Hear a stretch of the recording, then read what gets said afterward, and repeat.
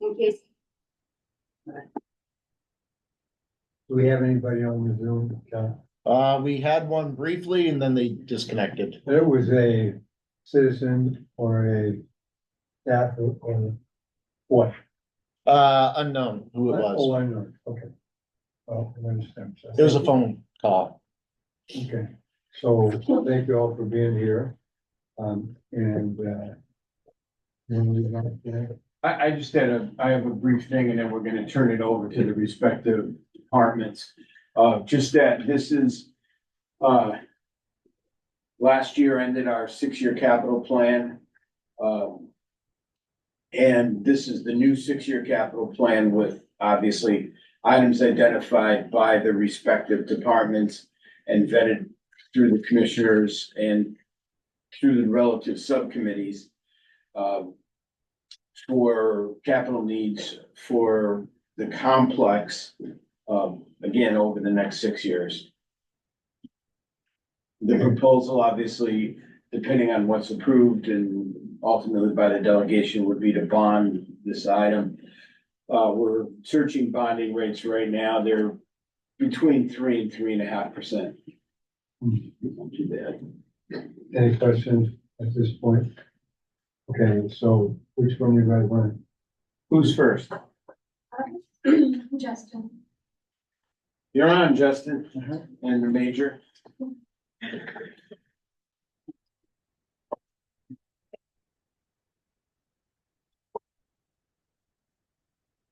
Morning.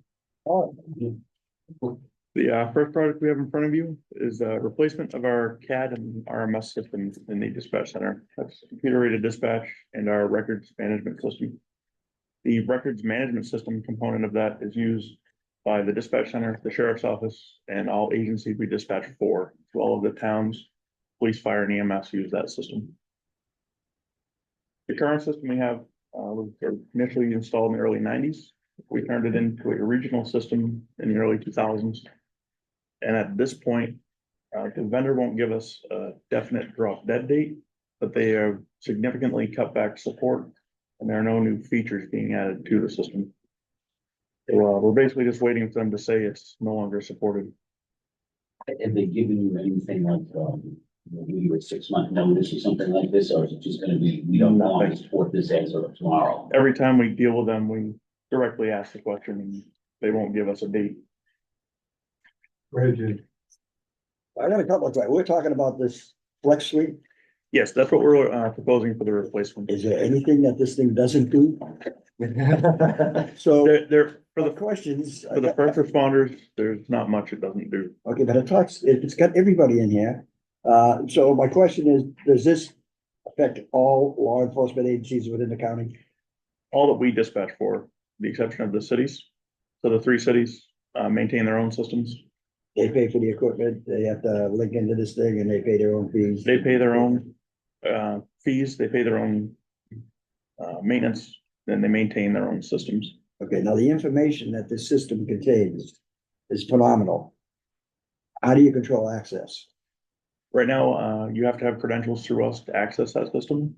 And depending on your discipline, whether you're law enforcement or whether you're fire, is what permissions you get. So the criminal side of things, only sworn law enforcement has permission to use that.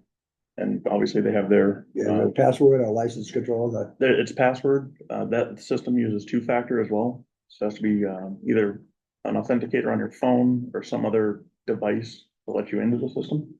So the way I read this is if I'm sitting in Farmington and I have an incident and I upload that information, a fellow sitting in Dover can jump right into the system and access that stuff, Correct. as long as he's got the right credentials. As long as he's have credentials for the system. What's the life expectancy of this setup? They estimate 20 years. Spellman's been around for a long time. They were purchased by Motorola and they don't have any plans to change it. Yeah, we're always better off a while. I don't remember the date on Spellman. It was used by Summersworth and Late 90s. So does everybody get licensed or do you license a site? And then, so they do a license by personnel. So it's how many full-time personnel access the system. And the part-time employees, they don't really count.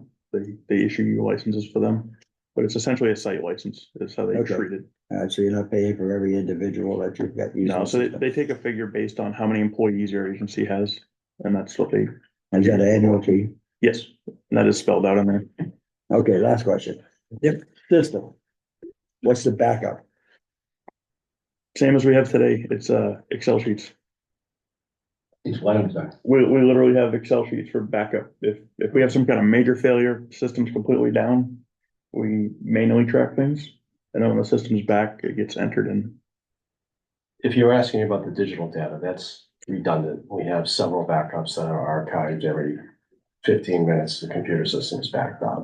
Okay, and everybody has backup generators, so we're not gonna lose power, we're not going out of commission, we shouldn't go down hard. Theoretically, Even if we do, you still have the backups on the Right. network storage, so you're not gonna lose your historical data. I think Right. with that backup window, you're looking at in a small time frame it takes for a generator to kick in, even if there is a bump, so to speak, and the servers went down, you're talking about a 15-minute time frame.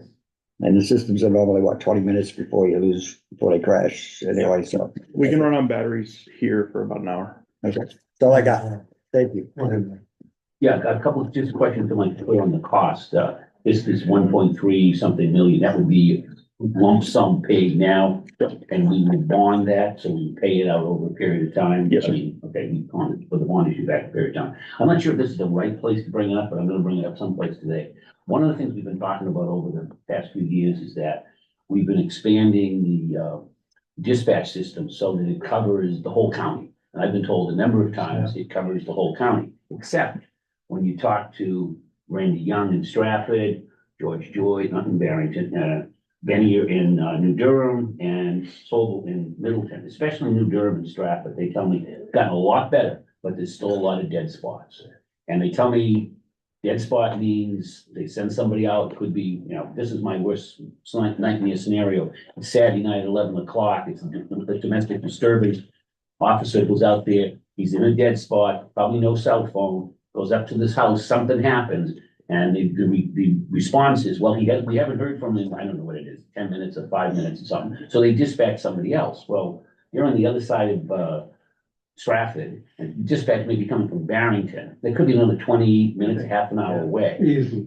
So is there something in here that's going to be, are we addressing that issue so that we can get it? Or is it just one of these things that because of the terrain, it's so expensive that we're never gonna be able to do it? There are a couple of spots, and that's the 0.4% that was in our testing after the system went live. That is terrain prohibitive. Those are very few and far between. The complaints we got from Barrington, Strafford, and New Durham, we've been out, truthed them. We've had Motorola come out and check them. A lot of that was education and user equipment and not actually system equipment. So our system functions as it should and is covering a lot of those areas. The end user equipment, we have found some problems with, and that was able to mitigate quite a bit of that. Well, this was as of last week, they said there were still spots that they couldn't get. If there's new stuff, it has not been reported to us. The other thing, Representative Harrington, is we did receive, or we will receive, $715,000 federal grant, all of which is gonna be used to enhance the end user stuff. So if there is a problem with the end user radio as opposed to our transmission, that whole $715,000 goes to the towns. Would it be helpful if we had them come back to you guys with some specific spots we're still having issues with? Absolutely. Okay. When will we do that? Well, we're dealing with the federal government. No. But the last time we received the grant, it was about 6 months, before we do the paper. I mean, we've gotten the document that says we've got the money. It's now just a matter of jumping through the hoops, which are just financial hoops, in order to get it. But we've already, the sheriff's already put the towns on notice so that we don't want them to spend any money that they might have budgeted for radio stuff, because we do have this money coming. I know I saw, the Rollinsford chief just last night, and he was joking with me about waiting, hey, where's my radio money? So, No joke. well, it's not, well. he I did mean, it- I know what you're saying. He did it but in the a bottom line joking is manner. It isn't a joke. But that, we were able to acquire that $715,000 grant. And then So- again, it'll all go to the towns that we dispatch for. And Is just, there some way we can get access to some replacement, take it from here, put it back? The problem with these grants is they won't reimburse you for what you've already done. Uh-huh, They will only give I you the guess. money and then have you go forward with it. okay. Cause what they do is they would call it supplanting. Right, And they won't let us supplant, so we unfortunately have to wait for the money to come in. We have used some county-owned equipment to PD to get them by until we can purchase them. okay, that's good to know. just to follow up on the cost, the, under net operating cost, 78,000, is that per year for running the system? That's a yearly cost. Okay, and then on top of that, there'll be the bond payments. Any estimate on how much the yearly bond payments will be? I know it's kind of No, a that's tough included. thing. I'll have all that, for the, The service?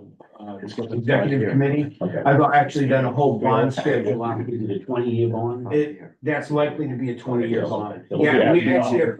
actually have prices for 10, 15, and 20, Okay. you know, to kind of select what would seem to fit the best. Not all of the capital requests that you'll see have a 20-year life expectancy, so Right. we're trying to figure that out. But I have the actual numbers and how it, right now, I know this sounds ridiculous. Our opportunity to bond is $400 million. You know, that's what the county can buy. And our total outstanding bonded debt is less than 1%. So what I'm trying to do is phase the payments in as we phase payments out. And the other thing is, we are all hearing that there's the possibility of a Fed rate cut. We obviously want to take advantage of that because that impacts the bond market. Right, obviously, yeah. The other thing is that, I know this says it's a 20-year lifetime, but with anything electronics and digital, That's I'm right. really hesitant about 20-year lifetime. because Oh, yeah. That's why I think a bond issue on this going beyond 10 years, we're paying for something we no longer have. So I would try to limit the bond issue to 10. Yeah, we have, I have that whole schedule out for you. The way this is priced out to address that question,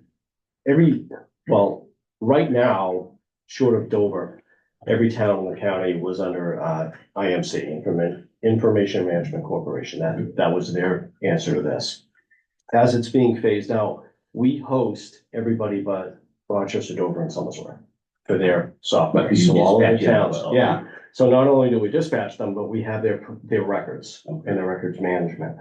And each one of those towns has to send out a support fee to IMC every year, Mhm. and they're paying that. So that's their maintenance if something goes wrong, and their licensing and all of that. Doing it under the umbrella of the county, Motorola's already included the price for all of those towns. And one of the bigger Those should issues, still come out of the towns in their budget. no, No. it's gonna come under this now, which. But are goes they to gonna pay towns. you a fee? That's the next thing we're addressing, yeah, because we have a new radio system, right? We've greatly improved the coverage. We're going to try to wrap their radio fee and their support fee, dispatch fee, however you wanna word that one, with their SMS. And so you just pay one price to the county. That's gonna cover both your dispatch services and your software services. Right now, the combination of the towns pay $91,000 towards this contribution. The radio system, the 3.6 Right. 6, 7. or 7 million, the county paid for through grants, through a movement of county funds from other That was places. the capital cost, not the operating cost. That's correct, sir. And so, you know, the goal is there won't be some huge adjustment in the yearly fee to the towns, because we're already collecting $91,000. Okay. Now, there is some other things that's paid for out of those, you know, out of that capital, but I don't see a massive adjustment to the towns in order to make this work. And of course, they're saving on the other end because they're not paying the direct amount to IMC. Right. So I think when you combine the two of them together, I think it's gonna be a wash. This That's is- our goal I anyway. just wanna see it in two budgets at the Right. same No. time, wouldn't be the first time. Like Understand, that sir. happened, that's all. But the idea of doing this way is to take, if you did it separately, each one of those agencies would have to hire a vendor to go in, change over their data, get it converted, get their whole department up to speed. Yeah, doing it in a lump. That doesn't make much more sense. efficient. So if we host their data here anyways. So if we switch to this, we can switch all the PDs at the same time, get everybody on board at the same time. Nobody loses their data, nobody loses their records. One person doesn't have one team better than the other that did their installation, so everybody's on the same page. And when's the implementation date, when you think? I mean, how, is this gonna be, is it gonna be like a drop dead switch over? I've not switched over computer systems before. Yeah, I have Never too, it's knew. not fun. No, it's not, because you gotta go to that deadline, and you've gotta keep the old one active until we can Yes. turn the new one on. The new one's gonna have to have some kind of a trial period, I'm assuming, where you Oh, yeah, run dual absolutely. Test for a this. while. That's what we did with the radio towers too. We did the same thing. And what's the target date if this gets approved for? They estimated sometime 18 next months from Yeah. approval. year? Till go live. And he must from approval of the budget. Yeah. Okay, which would be the end of the year type thing. Well, actually, we're looking at having a separate delegation meeting in September for the capital items. Okay, from capital or something, so it'd be, okay, so it'll be sometime in the year next spring, I guess. Yeah, okay. All right, thank you. So how, with these gaps that you're still confronted with, sometimes you got a hill or whatever, where topography just doesn't make it workable or would make it very expensive. So how big a problem is it? Because the example Mike was given before, send somebody out, they don't get back to you, you don't know what happened. All kinds of bad stuff could happen, or could be battery down. But just so you send somebody else out, Could you give them the percentages of before and after? Before the new system, we were, for portable radio coverage, so the ones you carry on your duty belt. That's the one that concerns. Yeah, we were probably around 30 to 40% on a good day. If when the entire old system was running, we're at 99.4% today. Yeah, all the chiefs wanted to make Yeah. sure that you were staying on, say, it was a vast improvement. It is, But they just wanted to make sure people knew it's not 100%. And we do have options for the car radios is 100% coverage Right, countywide. that's also what they said. So that we have options of adding devices to their cars that will help extend that range to the handheld. And that's something we can look at for these areas that still have dead spots. Okay, yeah. That would be- That was something we talked about with Motorola Engineering early on. Yeah, because that would actually maybe the cheaper solution to the problem, rather As than trying opposed to to putting do up a towers. big, huge tower. It's much cheaper than adding a Much cheaper, site. because you're only talking about broadcasting, a couple of hundred feet. It's adding another small box to their cruiser. Okay, all right. Well, that's an option. Thank you. so this issue that you were bringing up before, Jim, about, that you was talked about first, Justin, that the people are saying, this equipment, is being replaced and we can't tell you how long we're gonna support it and so forth. Well, the Riverside Subcommittee met on Monday, and if you guys have been here, you would have heard them say exactly the same thing, that all down the line, they're all saying they're in exactly the same situation. And I think it's actually getting worse in a way, because they're replacing stuff, or stuff was being, totally, it's a new technology effectively and so forth. And it's happening even faster, than it was for a while. So the lifespan is shorter. So I don't know what we can do about it, because that's just a fact of life. Like, when you lift your right leg up, you better put your left leg down. The one thing we do with CAD systems, historically with law enforcement, is when that system's installed, you're getting your base network installed, you're getting your base desktops, and it's built for that software Right. into its specs. We have the luxury of being able to forego an update in Office or a mail client or other software that's not mission critical. We concentrate on the hardware has to be able to sustain this first Hmm. before you change anything else on the network. because that's why it's there, to support this software. So we don't constantly modify machines, which increases your chances of it's outdated, now you can't use that software anymore. The machines stay on a level that's consistent with the software we've installed. So you don't push yourself out of, Right, usefulness. This is the reality. Jim, were you good? I'm good, yeah, so far, Joe, you got anything? next thing I Well, got I'm is just, on cars. we need to evolve, so to speak. And in this times of, we got a $35 trillion national debt. And we keep pushing the budget up at the county to we're 80 million roughly. So, this just seems like we need to do something here because, and I've been through this before and you have too with the school board, new systems and it's a catch-22. Well, you gotta do it. You can't afford not to. We have tried, there's a company, I don't want to get too much into the vendors, there's one that's breaking into the state, and state police have gone to it, and several municipalities have gone to it. It's new to the state, and it's not dissimilar from when IMC came to New Hampshire. IMC started in Marlboro, Mass, in a basement, and I remember the building it started in, and I remember when they started. And when I went into Summersworth back in '97, it was all new, and it was replacing everything, and it took a year or so to get it up to speed. IMC's been in this area in the state now since about '97, depending on the area, but it was pretty much statewide. I think the only outlier in this area up until recent times was Dover had their own unique system that they had built and baked themselves over years of doing this. As IMC is starting to fade out, CSI started to come in. What's the name of IMC rebranded themselves? Central Square Pro Central Suite. Square. And they tried to come out as well. A lot of people weren't anxious to buy that because if you owned IMC and the same vendor's coming to you and saying, hey, we have a new product for you. And by the way, we're not going to support the old one you have, but would you like to buy our new one? We made the same face. So I said, okay, maybe it's time to look at different vendors. The other issue that's critical to us when we change over a network like this is the historical data that we have to keep. We can't just throw it away. We can't erase the records. We have to keep them. They have to be available. This solution takes our historic data, converts it to this new system so it's readable and usable. And then on your start day, you can still look back to those reports that were in your old system without having the old system on. Your data has been converted.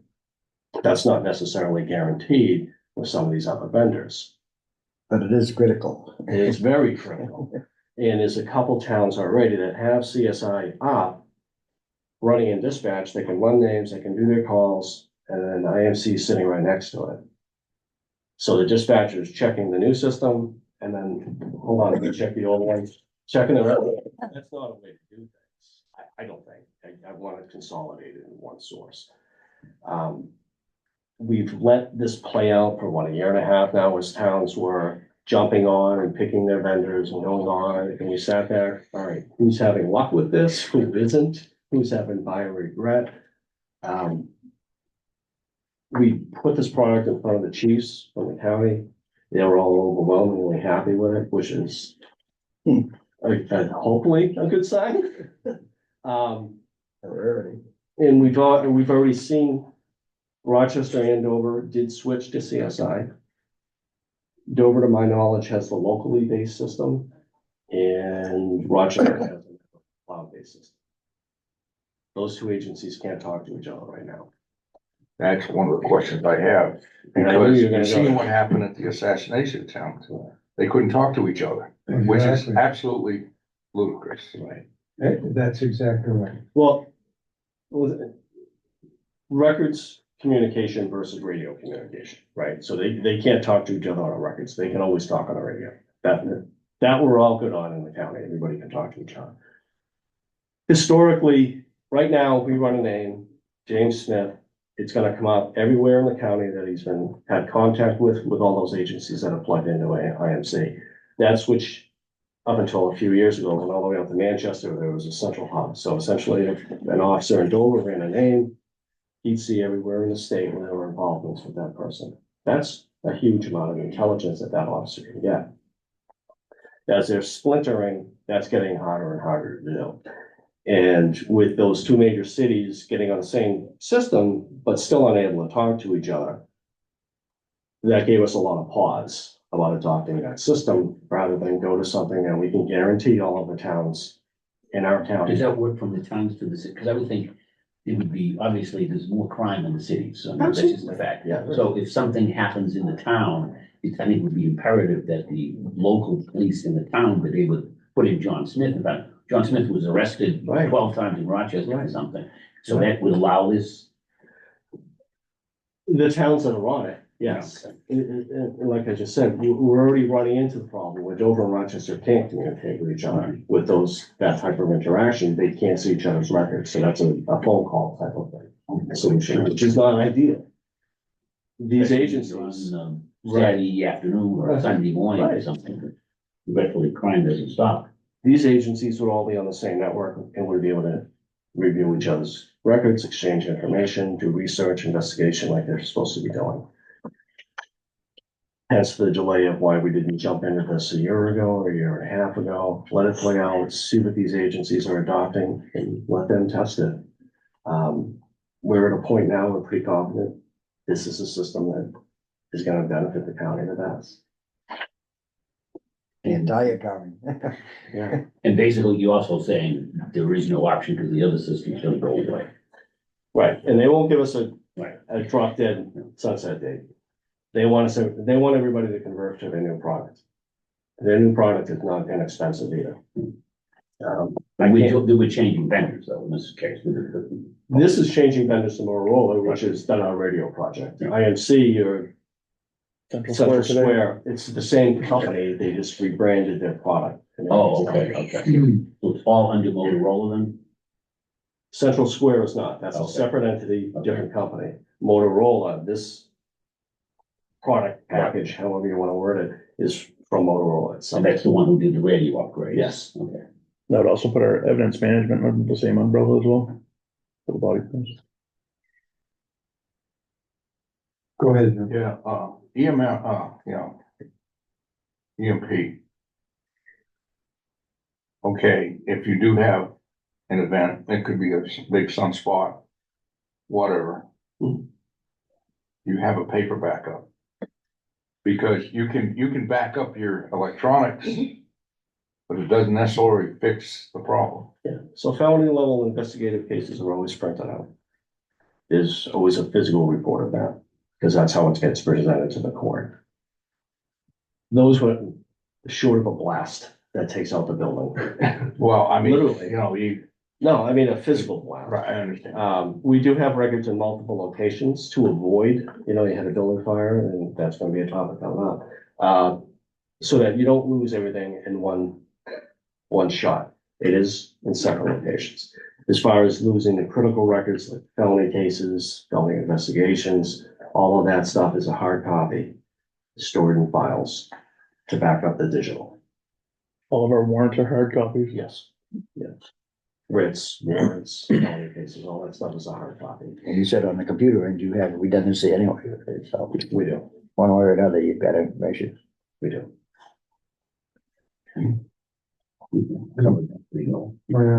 Good. Anything else? Right, Not in this. in this area? Okay, well, let's move along to the next segment. Who's got that? You again? Yeah. Next thing I have for you guys is, the secure parking area. Those gates are original. The, openers are original. And we're looking to upgrade those. We're having a lot of problems with the opening devices themselves. And, like everything else in the world, they're no longer supported, no longer manufactured. So we got a quote from our gate company. They estimated around 40,000 to replace everything to control those gates from hardware to software.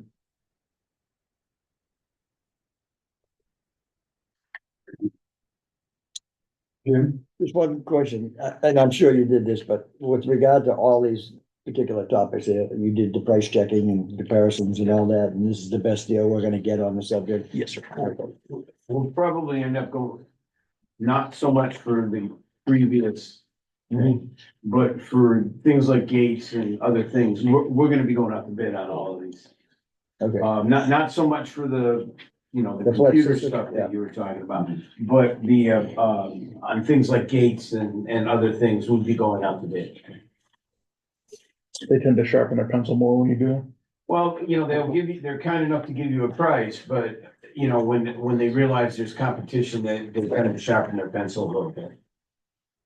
as it should be. Other question? Nope, good on that one. Okay. Moving on. Next one I have for you is, security system upgrades for the admin building, so this building. And that's updating cameras and door control software, which again, no longer supported the stuff we have. And a big part of the video surveillance in this building is we need to have equipment that's, NDAA and TTA compliant to meet the standards of allowable countries to manufacture. What What do we do? was that again? The Defense Act and the Trade Act, Okay. so it prohibits equipment from certain countries. Certain countries. A lot of our stuff now is made in prohibited countries, In what country? prohibited countries by the Prohibited. What was that? Yeah, I know. China? China. China. And to be compliant with any federal grant money we have coming in, we have to meet those standards. Right. Going forward, we would like to do We so. get a grant money that maybe makes up for some of it. All right, And they seem to be throwing that stipulation in every one of the federal programs now that we have to be compliant with them. yeah, it's a federal law. And all those were put in 2015. We're noticing failures across the board. We're keeping it alive without spending a ton of money. But we're looking for a formal request to formally replace everything. Yeah, it's time.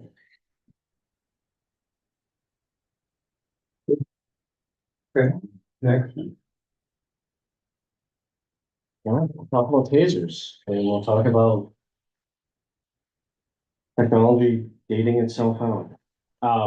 So Another shock. So tasers, the ones we carry are end of life and yes, they're a less lethal weapon, but they are electronic. They are what? They're electronic, Yes. right? Obviously. So they get firmware updates, they get software updates, they get design updates. They evolve just like everything else electronic. They have stopped producing and supporting the one that we currently use. We've had them for quite a few years. They've hit their shelf life. So their new product is called the Taser 7. So at some point, we are gonna have to swap over because trying to get cartridges, the piece that sits on the end, you're not gonna be able to get them. At some point, you have to update. I believe we were rolling in the corrections as well. Was probably gonna be looking at trying to get in on updating theirs with this. Would that increase the cost then? Well, it's the amount of handles, right? So we estimated on our current issue, we have 32 of these things. So that the deputies can use them. How So- many of those are spares? I don't think we have any spares. They're So there's fully 32 deployed individuals that have, each has a on a taser, daily basis. nothing sitting on the shelf. We probably have 2 or 3 in a line, just like we do the duty weapons for the CSOs, court Mhm. security officers that they can use and deploy for the day and then put it back. Hmm. That are rotated. The rest of them are issued directly to deputies, so they have it issued to them. So certification on these tasers is once a year. And the officer has to fire 2 cartridges. So just to give you an idea on the price of this stuff. Those cartridges, we just did research this week, those cartridges cost us about $45 per shot. Yeah, so they're not cheap. And the officer to get recertified has to fire 2 of them. So what Taser is offering, and the problem with Taser is they're it. I mean, out on the market for this type of equipment is that company Taser. Yeah, it's become like, Kleenex. Yeah, they've got, you know, I'm gonna call it a monopoly, but. So there's two different ways to go at this. We can do a per month charge on a lease, which is currently how we're doing this. We have them leased so that when they do age out, we can Move on. move on. We're not that heavily invested in it. Now, I would suggest we keep doing that because things could absolutely change again and change the technology. There are some differences between the older ones and the newer ones as far as capabilities and their deployment and how they're used, safety factors, things like that. But this is an unavoidable. If we're going to continue to carry tasers, we have to evolve and go to a newer model. They're simply not going to support the older one. And when we try to get those cartridges, they're not gonna be able to replace them because they're not making them. Hmm. They are pushing, this is a new system, this is what they don't. And Nothing out there, nothing out there to replace the tasers. Not for that technology. They are it. And I'm assuming in this day and age, not having tasers is simply not an option. I would like to retain them for use of force option for the officers. We don't carry pepper spray because we're typically in hospitals or in controlled environments, going from a jail to a courthouse, going from the jail to the hospital. If a deputy has to discharge pepper 100%. spray, you just shut down that building. Right, So we're not gonna do that. We're certainly not gonna do it in a hospital setting. Hmm. So their use of force options are more limited. A firearm, they have handcuffs and a taser apparently in their hands. So that's where we're at. It's a necessity for the agency. Unfortunately, we can't get much more time out of the ones we have. We have just received the shipment of the cartridges themselves, which will probably get us through to the absolute bare minimum to get these things replaced. Yes, sir. How long does the cartridge last? And then I know they have to They do qualify have it as- annually, but. Yeah, and we Shelf use, life? yeah, so we buy them new, and I wanna say it's 3 to 5 years on a Okay, shelf okay. life of a cartridge. Don't hold me to that exactly, but I think it's in that lifespan. And what we do, if they are expired, those are used for qualifications, right? It's just like, if you Right. have old ammo, Yep. you're not gonna throw it away, Right. keep that on the range, right? Plus, if it jams, it gives the guys more practice, so. Right? So. Never thought of it. We use the expired cartridges, that way you're not wasting them, not just going in the trash. Somebody can get qualified on them, the actual ones that are, certified in service, those are the ones that the officers carrying on their belt. So it says expected useful life 5 years. Is that for the taser or the cartridge? The taser itself, But you're gonna talk about leasing. we're leasing, this is a lease. This Okay, is a- so that really doesn't really apply, expected useful life, other than it's on the form. We're expecting it's probably gonna change in those 5 years. Yeah. Maybe there's a But new taser then eight. you'll just, after 5 years, it's Reassess. not like they're no good, because No. you've been leasing them, you'll just get a different one. Right. Okay. Which they will provide. And all you have to worry about is cartridges, and at $44 a piece, is that our cost? Do we buy in bulk? That's what we just paid for Yeah. them. We literally just bought them. And then they come in a box of, it looks like an 8 carton with about 100 cartridges. It's not a cheap purchase every time we have to recertify. Thankfully, it's only once a year, but you're literally just watching $45 getting shot. is this publicly, known that that's what the cost per shot is? I would hope. They're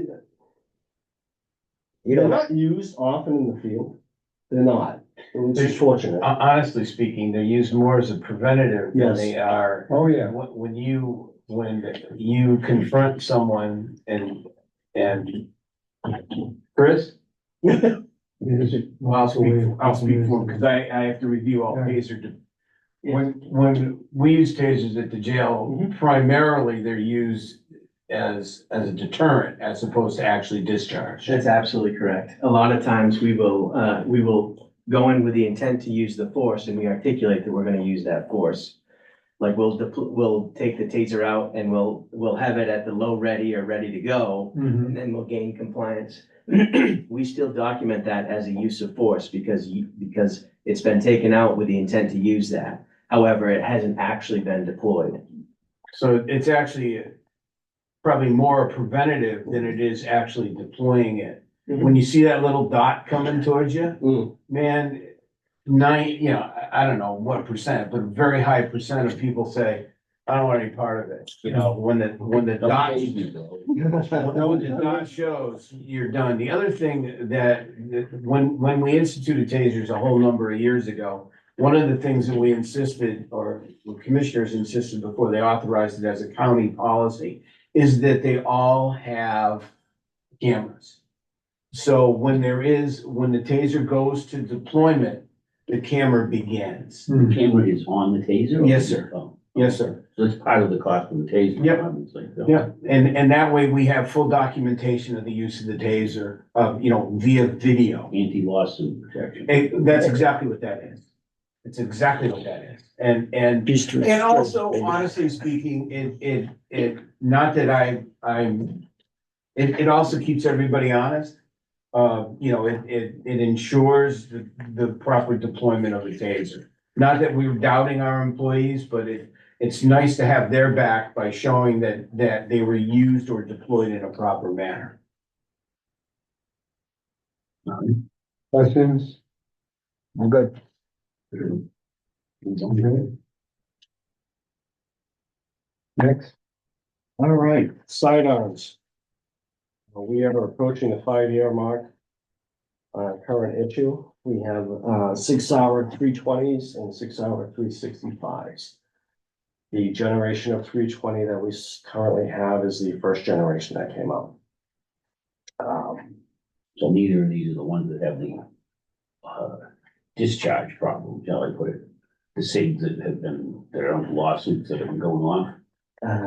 No, they are exactly that. Okay, that's what I was wondering about. Have you had any problem with that, though? Not yet. That has been a concern of mine. Right. With these weapons. I was on a tactical team for quite a while. I appreciate different weapon systems. With a CIP grant, we're gonna be towards the 10-year lifespan of those weapons that we currently own and use. If you consider the deployment of these weapons by the deputies, they are going out of their vehicle, securing their weapons somewhere, sometimes in the vehicle safe, sometimes in the jail, other places. So they're constantly in and out of their Which holster. is where these things tend to occur, and That's where that's where bad they things get the happen. guys getting shot in the leg. The more it's coming in and out of the holster, you're introducing a chance that something bad can happen. There are other weapon systems out there that are well proven. And I think we should start looking at, we're coming to an end of service life on those SIGs. Start the research now so that within that 5 years. What determines in service life? Is it just age, or is it number of rounds? It's a lot of fired, or- wear, the qualifications every year, Yeah. put a lot of rounds through these weapons, the training that they How do many every are year. we talking? Could be a couple thousand per deputy, so, per weapon. So it starts to accumulate over a 10-year period. Now, do you do any like routine maintenance? like Absolutely. Replace the springs and stuff like that? They're inspected every year. Okay, so. Yeah. We reduce, is that sent out, or is it? We have in-house. In-house. So the in-house hours, they go through every weapon every Because year. obviously that makes a huge difference, I mean. Absolutely. Absolutely. We do that ourselves. We did just for a price estimate, and I think we would probably look at multiple vendors, but we just wanted to get an idea on the current market and what we're looking at. We picked a middle of the road weapon block and what it would cost. We're still looking at significant trade-in value for the weapons we have, which is normal when you're trading in police weapons. They generally get a decent trade-in. Where do you trade them in to? Whoever the vendor is, if we went to, Or whoever you're buying the Glocks from, let's say. Right. Okay. they would build that in as part, and that's what they Okay. did on their pricing. They said, hey, if these weapons are coming back and you give us the magazines as well, this is what we can offer you per unit. Okay. And then go to the next weapon. On that type of system, we get prices for two different types of Glocks. I don't know how much firearms you folks are used to, but there's this whole movement currently that people are going to the red dot on top of the firearm. My personal feelings aside, I think we should look at prices for both systems, regular sights versus red dots. There are arguments on both sides about red dots. We are in New England, and getting out of a 70-degree warm car on 10 below zero. right, and everybody's experienced that on their car. And as much as I tell younger officers, we work in New England, it's not Florida, there's a difference. Florida has an issue too, because you're in an air-conditioned car, get out, and now you're Everything fogged. at 105, right? So we've all seen that. There's other issues with that type of sight system. It requires significant training to get somebody's eyes from going down in the iron sights to going out. It's also another course of failure. Iron sights don't fail. Yeah. Right, there's no batteries on the dot, right? No batteries on iron sights, you mean? Exactly. And I had been a proponent of that thought process for a while. We'll give them the option. Pardon me? Difference in cost between a red dot and no red dot, is It significant? depends on the dot that you get, right? And they'll range anywhere. You can go low end for about $75. I think anything for duty use, you're probably looking at about $350 per unit. Yeah, dots are like a bad habit. I'm on My my opinion, opinion. so. Yeah, I want to say, It's 9mm. yes, we're gonna stick with that. Enough? Pardon Is that enough? Is with the right information. me? There's a lot of debate these days about calibers. Well, I mean, if you're gonna buy effectiveness. weapons, I mean, buy something that's gonna be effective.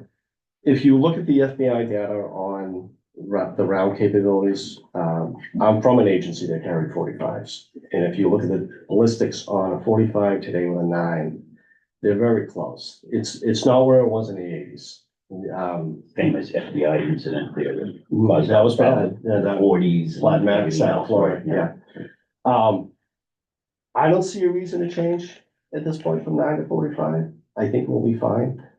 It does give us a lot more capacity, especially where these officers our guys work alone a lot. They're all by themselves. They're not gonna have a secondary person that they can get extra ammo from, and all that other stuff that comes into play, I guess we'll call it.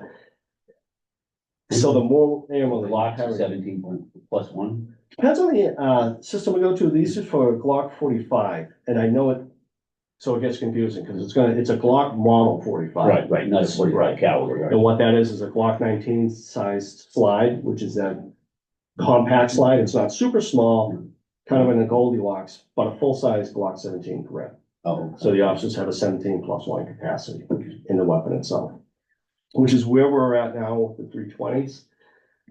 The other advantage to a Glock type system is if we train an officer on a Glock 45 or the Glock 19, or whichever model we settle on, if we issue multiple weapon types, so you've got a full-size duty weapon or something like me in plain clothes, you're gonna have a smaller weapon typically, and it's the same weapon system, right? So the same magazines. same function, same use, same muscle memory. They're using the same system, it's just a different size. And that's a lot easier to train than two different weapon systems. Can you guys use follow points? Yeah, absolutely. Military. Yeah, they're high quality typically. We use hollow points in all of our weapons. Not for the criminal ballistics. I'm more concerned about if the round goes through and it's gonna go through that wall and then the next wall and somebody else. You can go to a person that gets in more Right, so our long guns have what they call a tap round. It's a very soft hollow point so that it should stop in building walls, commercial walls, rather than go through them. Same with the handguns, carrying the same type Do the of. long guns use Glock, mags too? No, they don't. No, you'd have to convert to a carbine type of system. We have a 223 that we just purchased 2 years ago. We went to the Smith and Wesson ARs. Okay. So we carry those, slowly phasing out the shotgun type of system. Now, you're saying you're looking into this, but so is this going to be in the capital budget for this amount?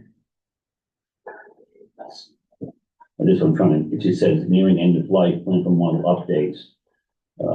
It's medium and it says 25,000. The 25,000, is that to buy, that can't be to buy them all. That's where we're at. Okay, so Yeah. buy them all with the trade. Yeah, Oh, with the with the trade, yes, with the trade. That's why it's a lot cheaper. Okay, yeah, okay, because that didn't make sense. So are you actually requesting, you want to do this? You keep saying, but you want to look at it and start thinking about it. I think we need to start researching and moving towards it. So you want to have the capital expenditure, capital budget for next year to do this? Yeah, I don't foresee us doing it next year. I think it's gonna be pushed down. It's gonna take some time and I'm not a fan of just buying weapons without having people test them, try them out. Is this gonna work for our mission versus should we look at a different answer?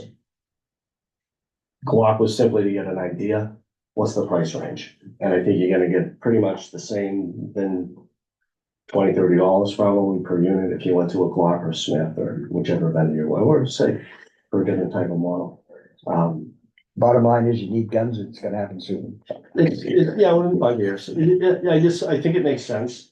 There was a recent lawsuit that was, just settled regarding the 320s. And Yeah, there's a couple more pending, I think. there's a lot pending, and, Is it? Not on us. No, I realize that, but I'm talking No, about the country. Yes, sir. yeah. These are the ones that are going off By themselves. by themselves. If that's out there, why don't we just get rid of that stuff?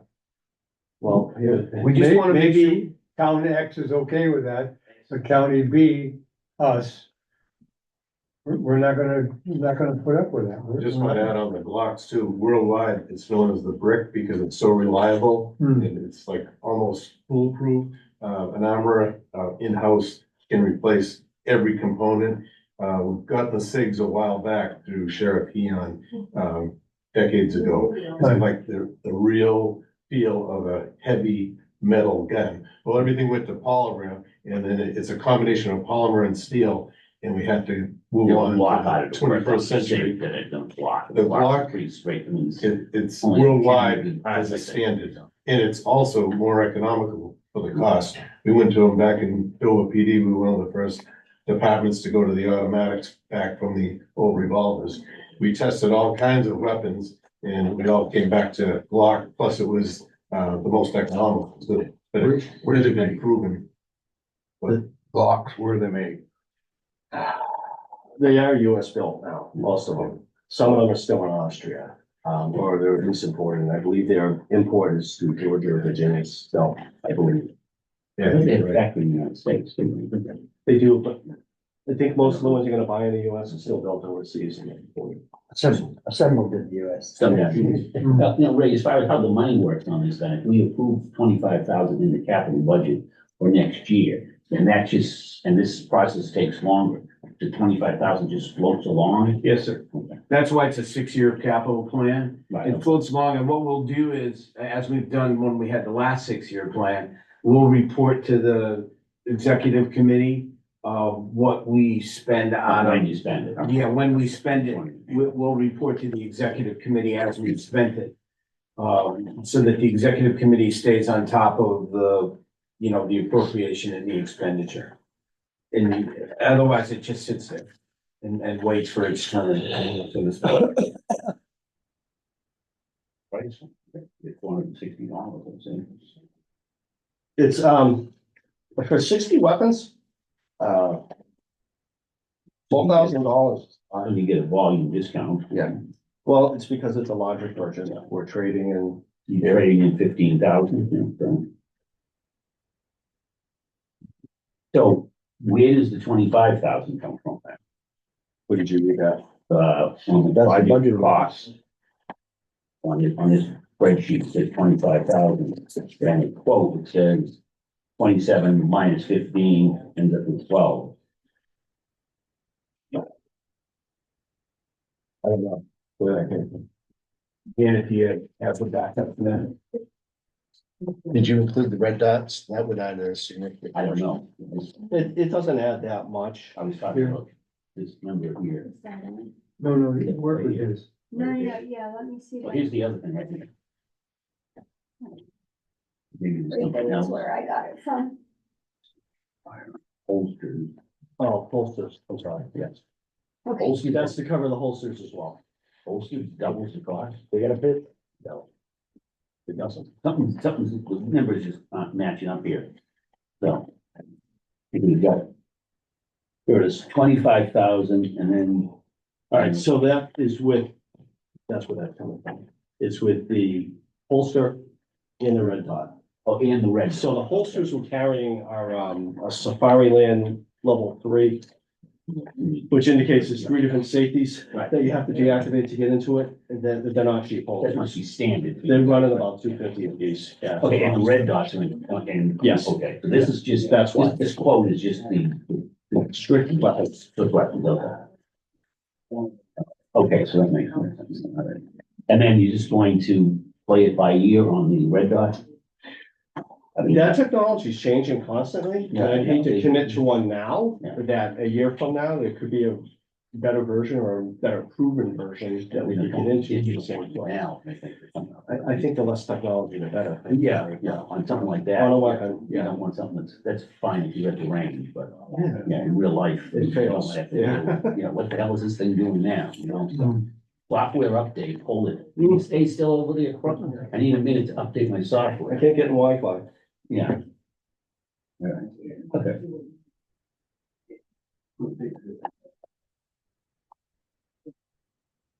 On that one. You okay? Yep. I think you want to talk about your patents? The thing is, you guys, you 2 farming people, who've been in office for years.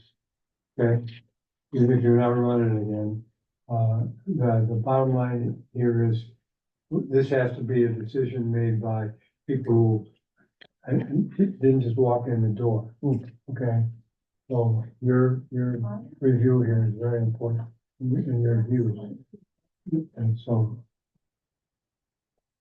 Great, is it bathroom down that way? This is the one that goes Oh, that's what. fire for storage, the price of that crap. I had the exact same reaction when I said, Justin, are you kidding me? Yeah, I wish I was kidding when I got the quotes for those. That's insane. Yeah. For a metal cabinet. Right, the problem is, well, a lot of them. Yeah, so they're- We don't have anything right now as far as fire protected cabinets. So any critical records that need to be protected, God forbid there ever be a major fire incident in this building. We're likely to lose any hard copies of documents. And this is strictly, records documents, this is nothing to do with fuels and all this other good stuff, this is to This is- maintain security in the building. This is for maintaining things like personnel files, the hard copies of incident reports that we're required to keep. Grids, warrants, things like that. The files we were just talking about, the critical ones, so. The very critical. Move around the building, so we don't lose them all at once in an incident. That's what we want these for. Yeah, that's why we want the rated cabinets. What's the requirement for, These are 1 hour rated cabinets. that's it? That's it. They're 1 hour, 1 hour rated. If you want to read the specs, they're on there. NFPA requires a 1 hour rating, and they have to be able to be dropped from a certain height, and they have to withstand direct flame impingement for, I And think you it's send the 10 fire minutes. department in there first, right? Yeah. Get the records first. Dover fire goes to the record room first. They- But it also waterproofs the documents. Yeah. So if there is a firefighting operation, it protects them from that as well. Necessary evil, I'm afraid. Yeah, they're steel with gypsum cores. These things are ridiculously heavy if you've ever had them. They're built to withstand a floor collapsing on them. But I could not believe the price when I asked for a quote to put this together. Yeah, that's an easy one to get out. Never did I think a file cabinet would be almost $6,000. Well, we're there. They're about $1,000 a piece. What is the your price, total price, what does that mean? They're almost $6,000 a piece for the cabinet. Oh, it's, okay, okay, I see, this is your price for one, and then the Yep. total is multiplying 1 times 6, okay, wow. And a lot of that cost is to have the fire rating on them. But the fire rate going an hour, huh? Yeah. How big Yeah. are the things? Those are, it looks like a normal file cabinet, just a little bit bigger because of the gypsum Oh, insulation. Picture like the 4 foot wide, Okay, so. 6 drawer type I thing. was gonna say, I have a small one, my house is, our fire rating on it, didn't cost any. No. No, these are meant for the capacity of the stuff we have to store.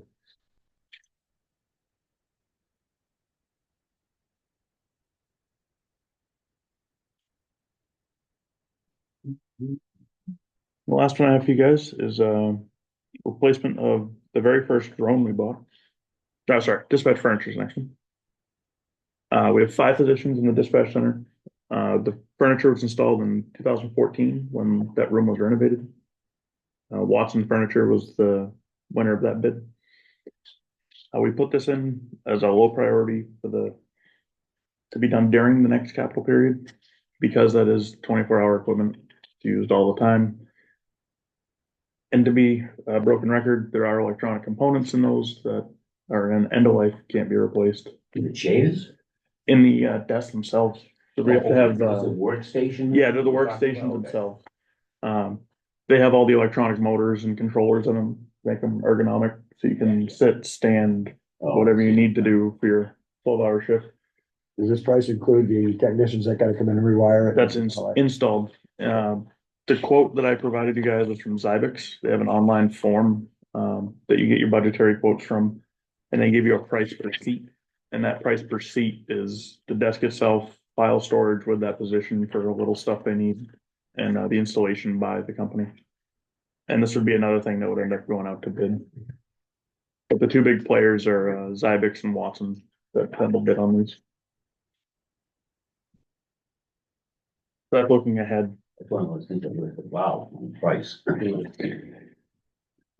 Yeah, the both companies gave me a budgetary price of 35,000 per seat is what they tell you to figure for. And that's the installed price.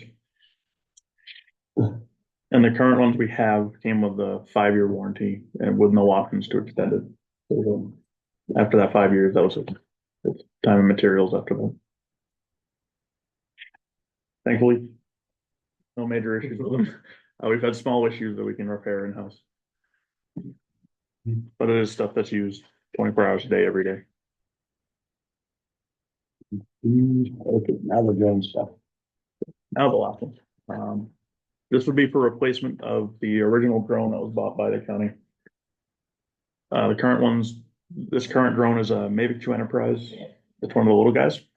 We also have the larger one a lot of you have seen. The smaller one, we use a lot for missions that require you to be more discreet or in building. It's currently carried by a deputy that uses it for tactical missions with SWAT teams, and also uses it for search and rescue. So what we'll end up doing is taking half this drone price and attributing it to the nursing home and getting reimbursed for it through Medicaid.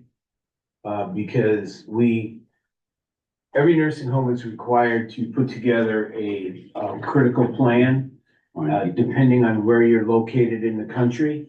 Obviously, we don't have a critical plan of hurricanes and those things, but we have a critical plan. One of our critical plans are lost residents.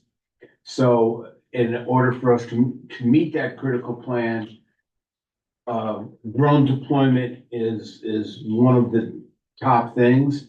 So we say half the time we have that drone is for executing a critical plan of a lost resident, and therefore we can get half the money back from Medicaid. Nice. So I can't quite justify it being the full thing, but I tell you, we did have a resident that consciously, he could go out on his own, and he consciously walked away, and we had a drone deployment. I mean, we found him, he was unhurt. He wanted to go see his sister in Exeter. But it's as impressive. I was so impressed. Of course, it never happens during the day, but I was so impressed at 1 o'clock in the morning about watching the drone. Also astounded by how many deer we have on there. But really impressed by the coverage. And what the advantage that gives us is that we can use the drone to cover the complex.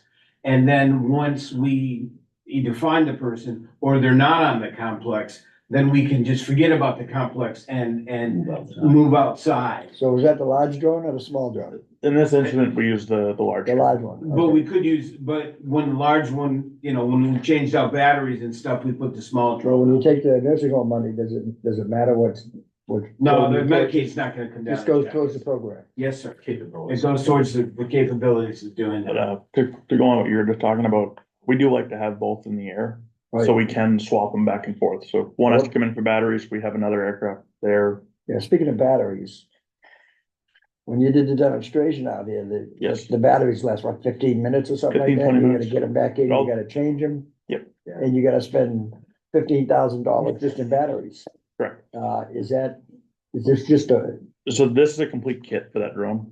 So we can do what, like we do with the larger drone. We have a charging case that goes out with us. the 3 batteries that comes with it, right? Normally it would come with one. One. Yeah.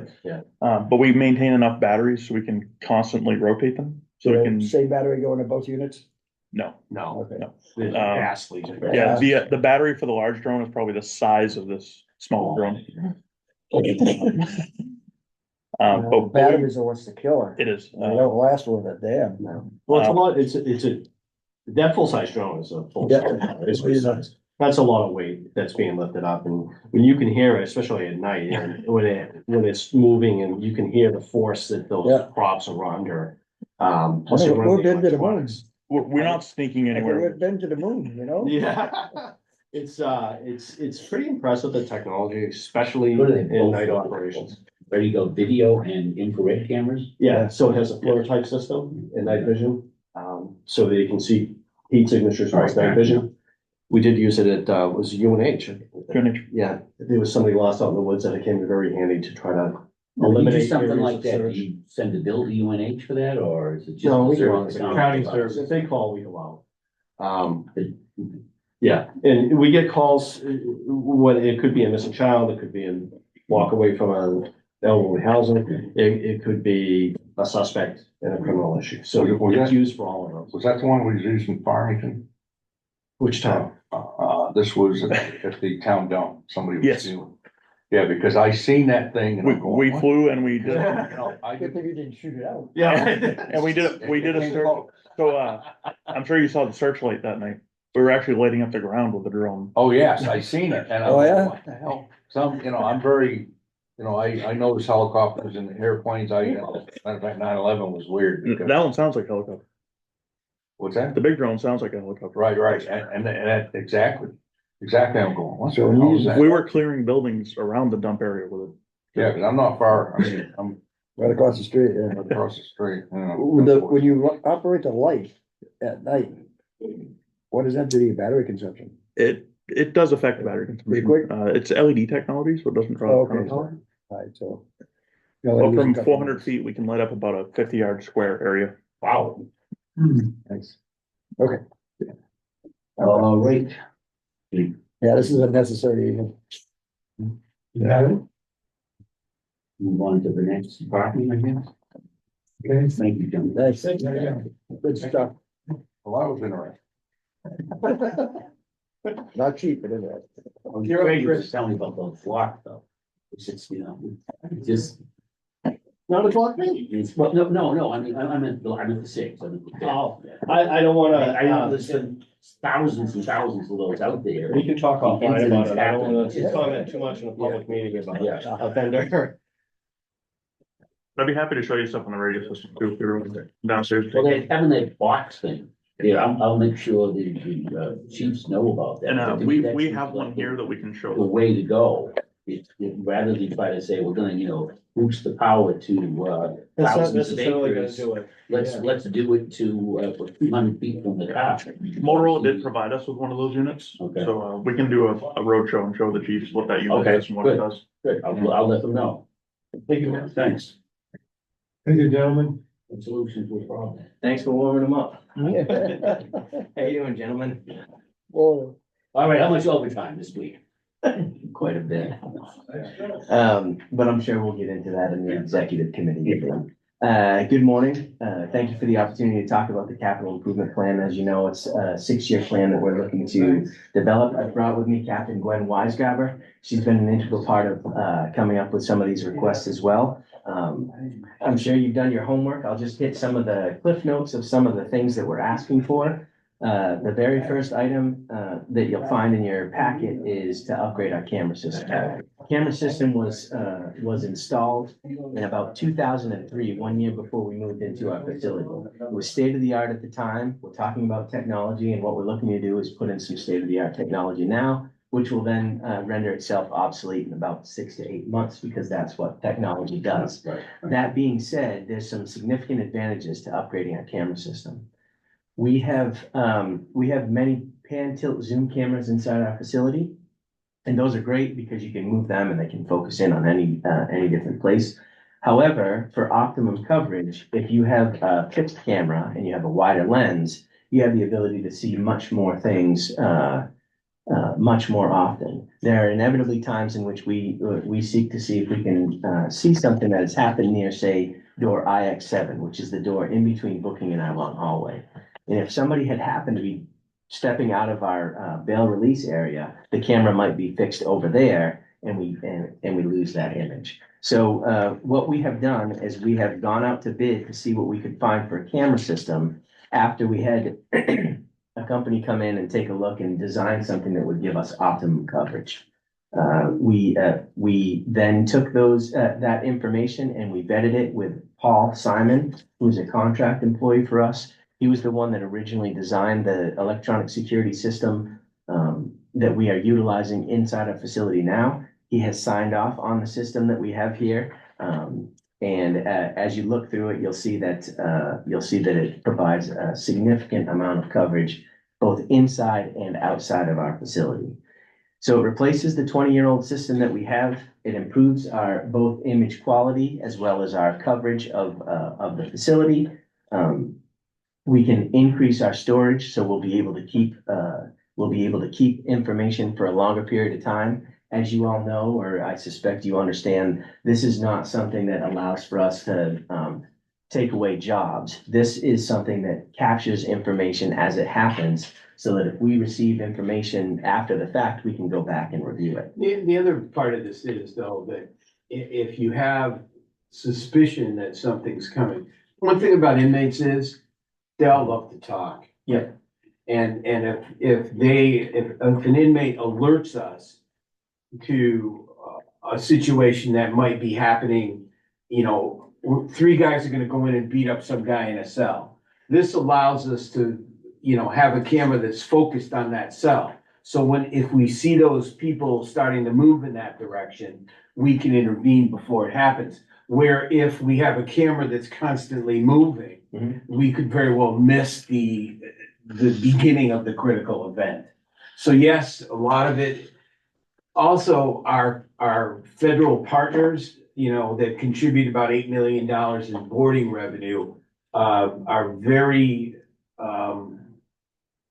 careful about how their inmates are treated, monitored, and they want to see us have the best of opportunities to do that.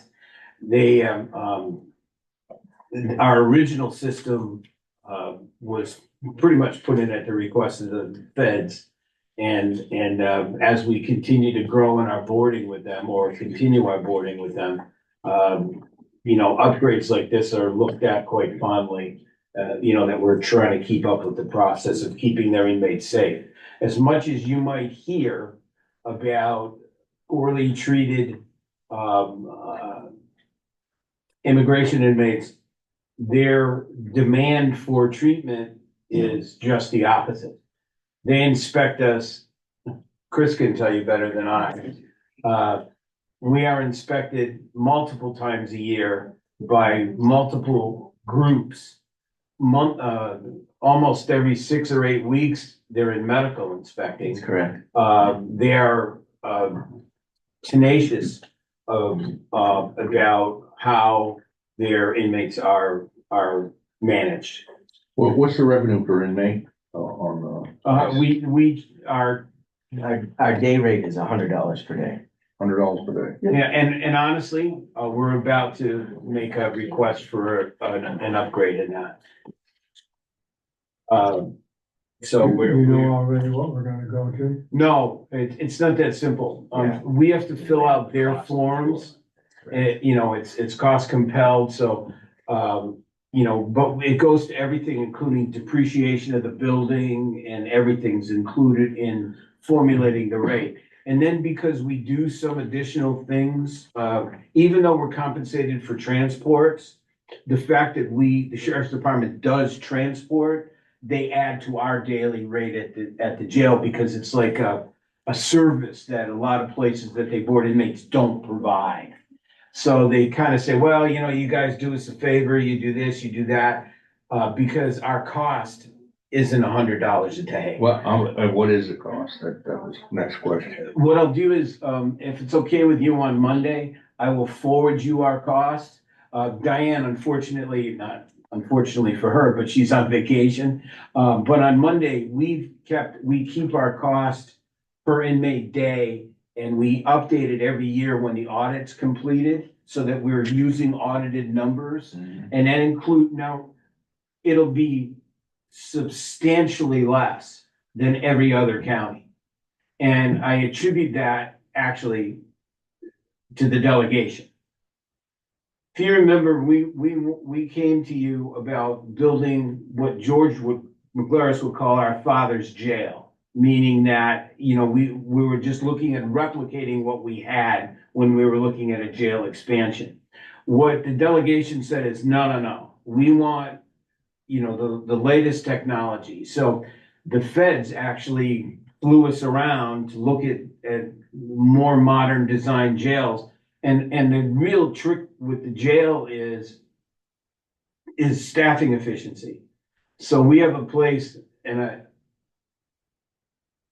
a county that it will go unnamed that is 2/3 our boarding capacity and twice our staff.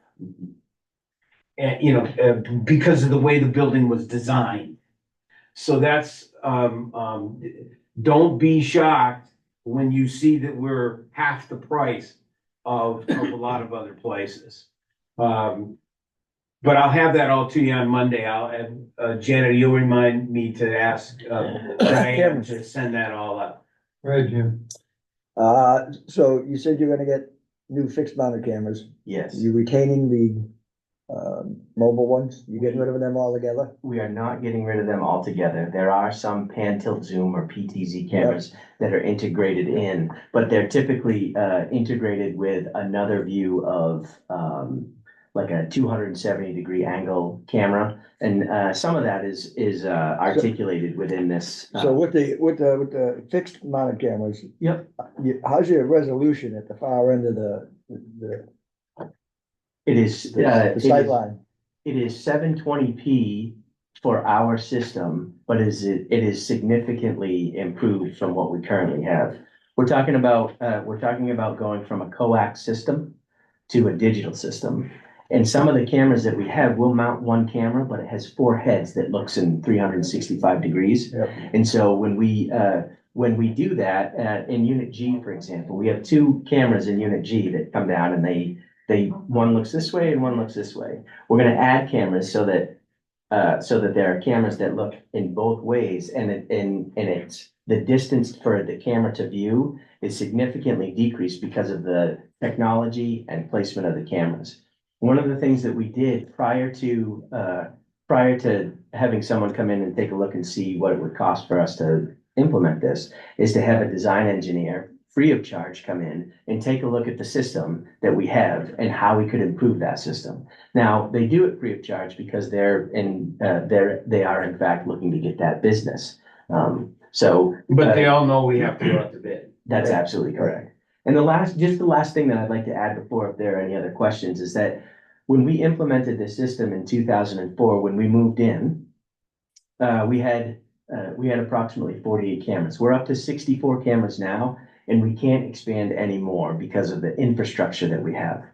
I'm not suggesting that we need to expand more cameras. What I'm telling you is that the cameras that we have expanded do not incorporate other standalone systems that we utilize. And so, for example, in 2003, they developed the PREA law. It wasn't signed into activity until 2013, is that Yes. correct? So in 2013, it was identified that we had to do some additional things.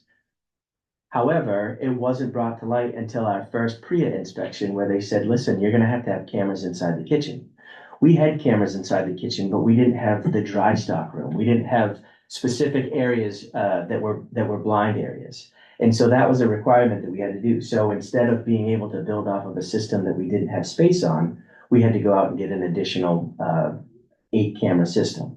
So we are in compliance with that, but it's not all in one space. Right. And so being able to upgrade our camera system allows for us to streamline all of that so that it's located in one specific location. The new system you're gonna get is gonna have expandable potential, Yes, okay? Yes. And this standalone system, this was, as a result of identifying faults in your existing. So when you put the new system in, all these little bases are gonna be covered. That's No more correct. holes in that program. That's correct. And we actually have some other areas that we need to cover now as well, that we just don't have coverage for, like the rec yard and things like that. And also, if I could interject for 2 seconds, the cameras that we have in the day rooms, right now, if we have to go back and watch video on people to see what happened, we have to identify inmates by the way they walk. That was my Or next what room question. they went, because the image quality was great when we got it, but it's so poor compared to today's technology that literally we have to go, oh wait, that guy has his pant legs rolled up, and then follow them to try to figure out who it is. Or some inmates walk very distinctly, so it's easier to tell who they are by the way they walk. Right. So this new system will actually allow us to see people. And it's like every time you see a post on Facebook or social media regarding a robbery where they've used a video, you can't make out the individual because the grain, the picture quality is so poor. Mhm. You're gonna eliminate that with this installation, right? Yes, For the most part. Yes. The extent that you can. to the extent that technology allows us to do Right. that. So you'll have enough cameras strategically located that every square inch is gonna be covered with the same clarity that you need to identify an individual. Well, I want to be sure to be bluntly honest, it won't cover every square inch, but to the extent possible that we can be effective in our coverage, that's exactly what the intent was. In transition on this, how long will it take?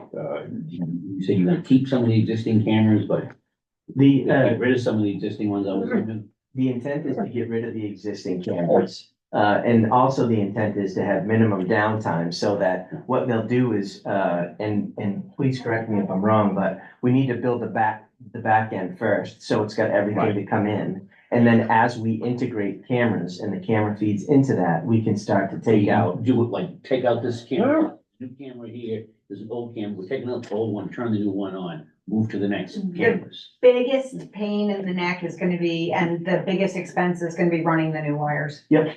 Because, I mean, I don't know if you It guys, is not. And that's, we can't do that, yeah. that's at the strong advice of our Council. electronic security consultant. That's why I didn't hear that. It's at the strong urging of our electronic security consultant, our That district, we- Paul Simon. That we No, have no, a don't use completely Wi-Fi. closed loop, so Yeah, you closed can't loop, log yeah. into it at all. I can't see how you do what, someone who gets sophisticated enough and they'd be changing those pictures on you. So, They needed to. the individual that we contract with is brilliant, like he's just brilliant. And the reason why is because he can speak in jargon that I have no idea how to comprehend, but then he can dumb it down in a manner that I do understand. And I feel like that's the Boy, true It must be representation. really- That's right, that's absolutely right. And so for example, one of the things that he told me he could tell me he was working on was trying to figure out how to access a closed loop system through speakers, not through an internet cable, but through speakers. Yep. And so those are some of the things that I can tell you that he has shared with me that he could talk about. I think there's other stuff that he was working on. Yeah, and he is Dr. Simon. I mean, he's a PhD That's- and he that's wasn't correct. when he did this system, but he's since a PhD that works in Yep. high-tech federal government stuff that he can't even tell us what he's Yeah, doing. it's also, We trust you, you Yeah. trust them. so Yeah, we really trust, Absolutely. if I Well, need you to got buy, to, it's if I like need to buy nuclear something, I physics. tell them, send me a link. Yep. Just, this is what I need, send me a link. Um, The other thing about the cameras, we can't go with cheap cameras because they have to meet certain, federal requirements. Yep. So we can't have, for federal stuff, we can't have some of the foreign made cameras because they've been shown to be more prone to be hacked. So we have to be very careful about what we can buy. It's gotta be certified. Well, as soon as it's We know certain there's level, certain to be able to use it countries for, where- right? Yep. I mean, Yeah. otherwise the cameras, you have pictures and they're gonna say, oh, you can't use those because they don't meet What? ANSI standard Yeah. 2552. That's correct. Right. Yeah. So, I think that's the exact And same. we have, Yeah. I thought I knew that one. and we have had some, serious offenders that have spent some time with us. El Chapo's cousin, spent some time with us. That His was, autograph, right? let me tell you, we didn't know exactly, we didn't get all the details, but we certainly did when we learned through intelligence what his plan was to escape. And he had a good plan. And he actually left us a note. Saying you guys were pretty Yeah, good. that was the autograph he left. Yeah, he left us a note, about, pretty much, hey, you suckers, I just got out, we of course found the note, but, he never got anywhere and his plan never flourished, but I've never seen so many federal agents and police officers, guarding our wires as I did that particular day. Yes. Okay. So that's the camera system. That's my overview of the camera system. I'm more than happy to answer additional questions if you have, recognizing the value of your time. I'm happy to I move. think you got the bases covered. All right. The second item that I'd like to talk to you about is our dryers that are located in the IB. Our dryers were something that were added after we moved into our new facility in 2004. And I think they were dropped in at the beginning of 2006. Yes, and they built the wall up after the dryer. I was talking to the guy who gave you the bill. Then they built a wall after they put the dryers in, which the dryer guy said might be a mistake, but they had to build it to the spec. Yeah. So we've been operating these since 2004. So since 2006, excuse me. So we're at about 18 years of operation. And we are getting to a point where we need to either a vital operation, not just at the jail, but for the county as a whole. We do laundry for Riverside Rest Home. We have done laundry for Hope Memorial. And we also, during COVID, we were contracting to do some laundry services and making a profit from Wentworth Douglas Hospital.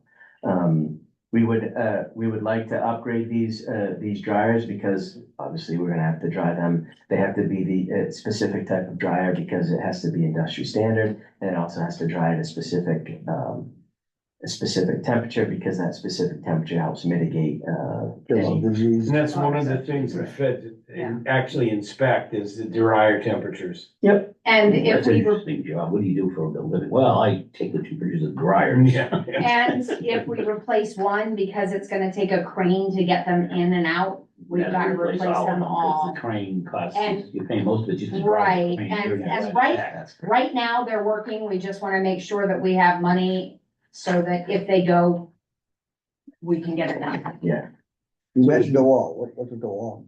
So because of the height, because of the size, we had to drop them in with a crane, and then the wall was built so that we could create this barrier. It's okay, this was when we opened the new jail and then we renovated the old jail. This was part of that renovation, was to put in that dryer area and what was our old flex unit. And they put in the dryers and then built up the wall that they had to build. Okay, But so, that'll come, We went with the low bid. that'll come down and go back up. It's a cinder block wall. all right, so what do you have to do to get the dryers out? You gotta Crane. throw it, right? Crane. Is it, Through a skylight. There's a oh, skylight. skylight? Yep. All right, Hello? I'm good.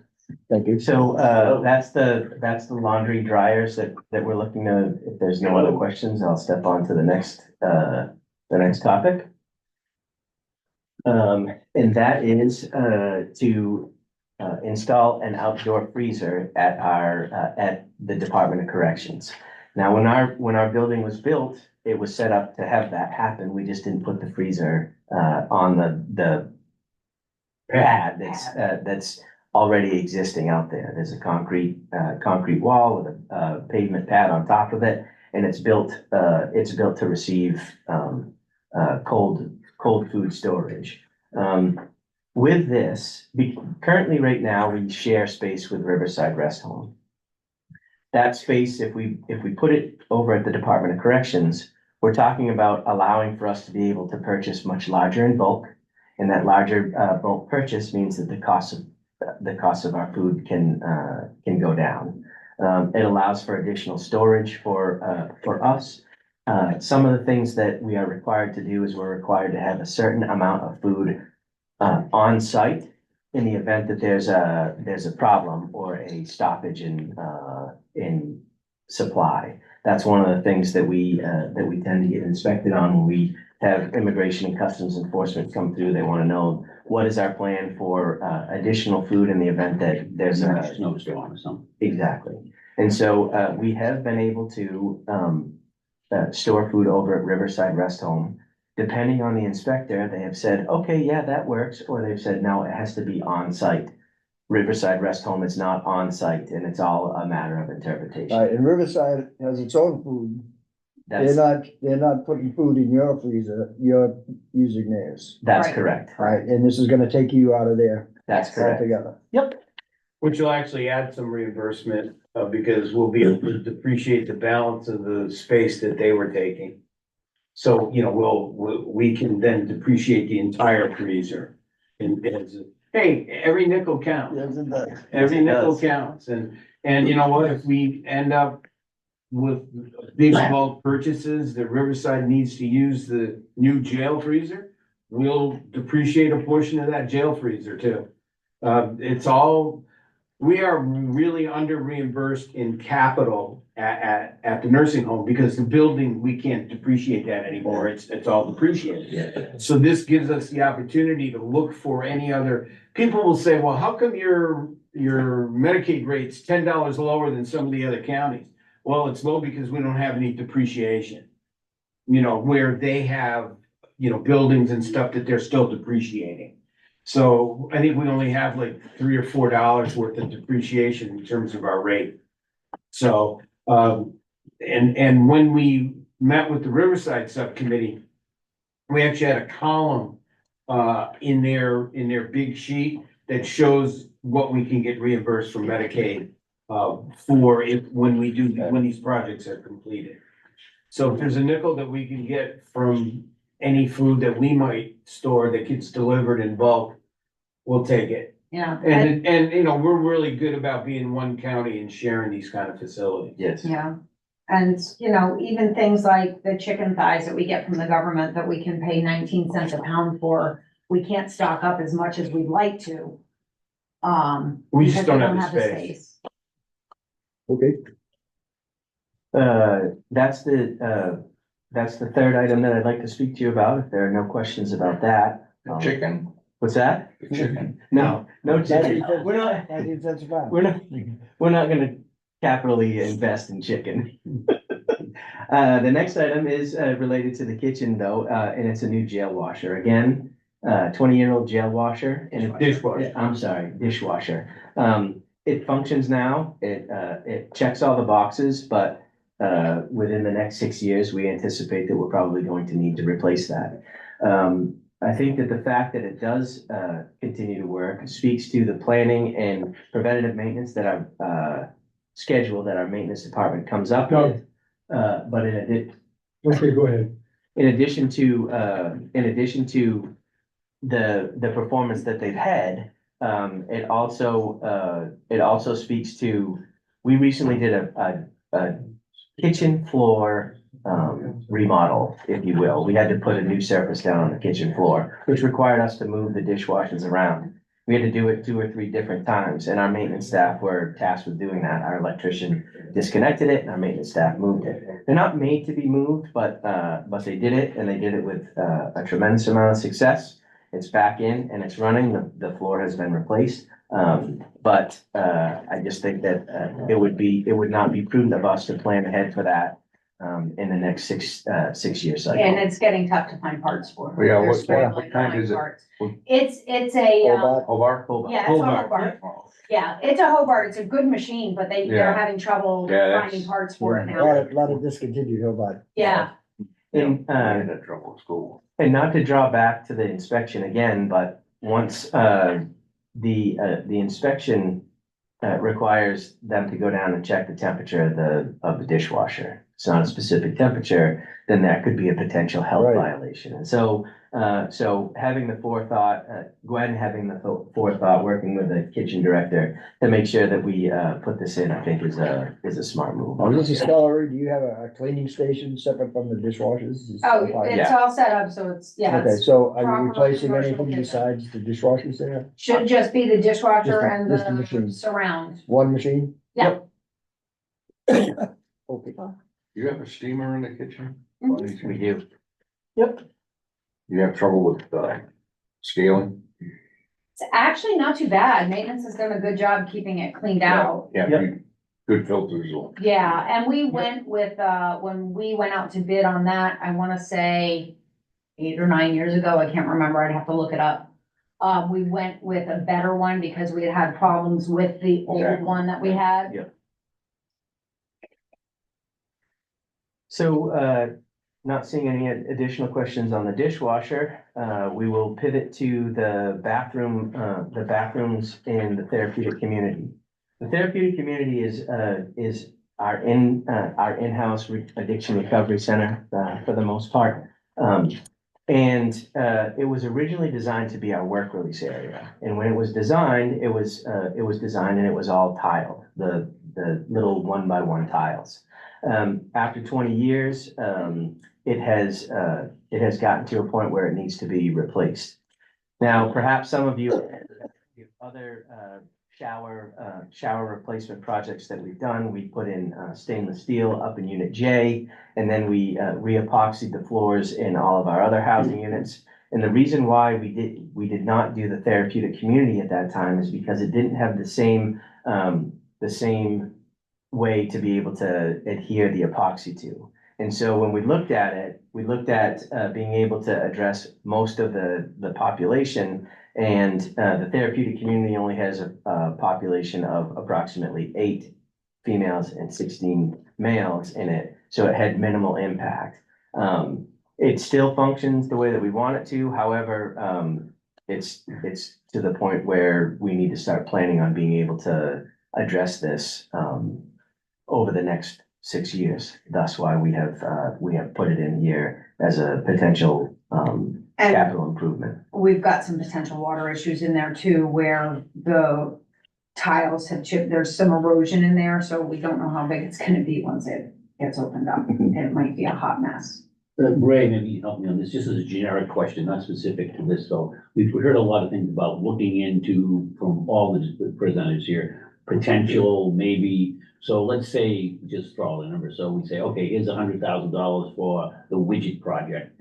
And 6 years goes by and they only find out they only need to spend 60,000. So what happens to the other 40,000? Two options by statute. Okay, that's fine. Okay, by statute, the delegation can vote to use remaining money for new projects that weren't thought of. Okay. Or the only other option is to use it to pay towards the bond issue. Okay, so you use it to pay off, like, let's say if there was. A bond something payment payment due, stop. Okay. yes, sir. That's the only two options, and that's in the RSA's. Okay, that's fine, thank you. Just want to make sure. Yep, that's in the RSA's. That's why I'm saying, we're gonna be reporting to the executive committee quarterly so that you'll know the status over the 6 years. The last item that I'd like to talk about, request for spending, is a new transport vehicle. We currently have 2 transport vehicles. One is an administrative vehicle that is utilized. Next week, it'll be utilized by those traveling back and forth to the academy. And then we have a caged transport vehicle. It's a Dodge Charger. And that's utilized to transport inmates back and forth. Sometimes we need to take them to a bus station or a train station upon their discharge. Sometimes in very inclement weather, we will utilize that transport to bring somebody through some terrible weather to a location where they can be picked up.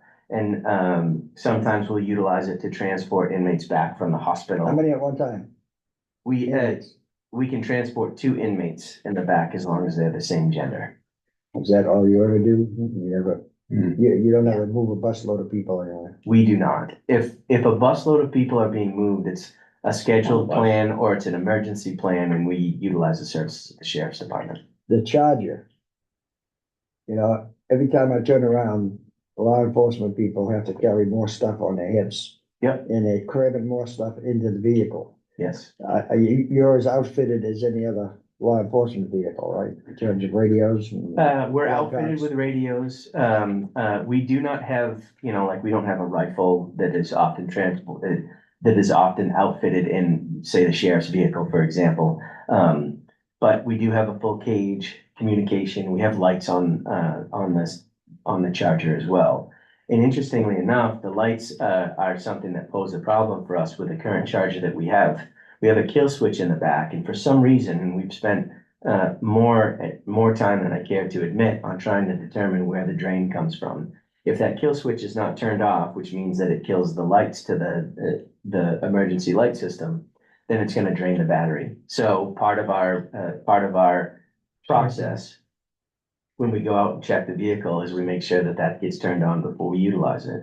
And part of our, if you're familiar as a pilot, they have a pre-flight and a post-flight checklist. Right. So we check to make sure that kill switch is. Turn it off. That's Otherwise correct. You gotta show it someplace. Which is in you the can't trunk. find it, of course. Yep, it's located in the trunk, absolutely. So, And the Charger is a big enough vehicle. I mean, the people who have to get in there, they fit comfortably, so we. Why a Charger? We We're- don't want to charge. Yeah, we're not proposing to get a charger. I'm just telling you what we have right now. Okay. And what we'd like to get is a replacement transport vehicle. And that replacement transport vehicle is probably, when it's time to get that, we're gonna take a look at those exact Okay, things. so you're not obligated to a Charger? No, sir. Okay, an SUV or something. We do have In and out. Our administrative vehicle is in fact a Dodge Durango. Okay. It is a sport utility vehicle. And if my own personal opinion is that I'd love to get a large SUV so that we would be able to utilize it for a multitude of different things and be able to haul things around if we want to. And then also we can loan it to the sheriff's department if they're a vehicle down. That's correct. You know, that's a more of a better transport vehicle for them. So if for some reason they have a couple vehicles down for service, we can loan them ours. Yeah. And she's saying in the report, there's also an issue, and this is like, we've heard this from the nursing home and other places of size. Yeah. People are just getting bigger. That's- And you can for sure. try to stop them into a Dodge Caravan. So if you do an SUV, then your back seat is going to be a cage front and back. So you have access to the back from the trunk, but That's Yes, correct. sir. Yes, sir. everything in the front, yeah, okay. Yep. Yep. And we would utilize, most likely, we utilize the state bid. They tend to be more effective than we used to bid them simultaneously, but, where we go out to bid and then compare it to the state bid. But invariably, the state bid was always the best bid because, they're bidding on a whole bunch of vehicles. Right, they buy a fleet. Yeah. Yeah, so, Gwen, looks those things up for us and we now have almost given up. We Yeah. just go for the state bid. I mean, the advertising costs alone, just to do the bid is $300-400, just to announce that we're doing a bid, so that's a drain right there. So Yeah, we, they got a bunch of cruisers anyway, we bought 52 of them for them extra, Yeah, for the Yeah. state police. yeah, the state bid system for vehicles is always the way to go. They are by far, they give us the best price if they have a vehicle listed. Absolutely. Now, that's the biggie. that's what I'm asking for in the capital improvement. I recognize that it's a substantial amount of money. I would like to say that, through advice from the Board of County Commissioners and the county administrator, Captain Weisgarber and myself have done, as much as we can to find the best way in which we can ask for the items that we need and the most cost-effective ways. The estimates that you see in front of us could change, and I'm sure that you all know that. But this is the anticipated cost that we think is going to be, for us to be able to upgrade some of the things. And you keep bought our- 10% on all of them, Pardon me? and you upped it 10% on all of them. Yeah, we Yes. did. Yeah, we built in a contingency. Yes. We've learned that the hard way. Yeah, it's just, I mean, that's so important, supply chain issues at killing projects, and you probably haven't heard of this, it was just a offshore wind project off of New Jersey that was canceled. They signed a contract 3 years ago. They paid $120 million penalty to get out of that contract, because they said they could not build. Second one off the coast of Massachusetts, Vineyard Two. Yep. $65 million penalty. Again, the contract wasn't signed that long ago. So the cost of stuff like this, some of this stuff is just going way, way up. Yep. You gotta be really careful on these estimates as far as that goes. It can be, if you're buying things that you feel familiar with, they're domestic, they're common products, but if anything gets a little exotic, and, it has to be made in another country or something like that, that's the price inflation is going crazy. Yeah, Yeah. well, our last capital improvement, we were $250,000 to do the showers, because we were gonna replace them all with stainless steel. By the time we could actually go out to bid, stainless steel had doubled, which is Right. why we went with epoxy, but we were efficient enough with the budget that we could do the kitchen floor at the same time, because that needed to be done.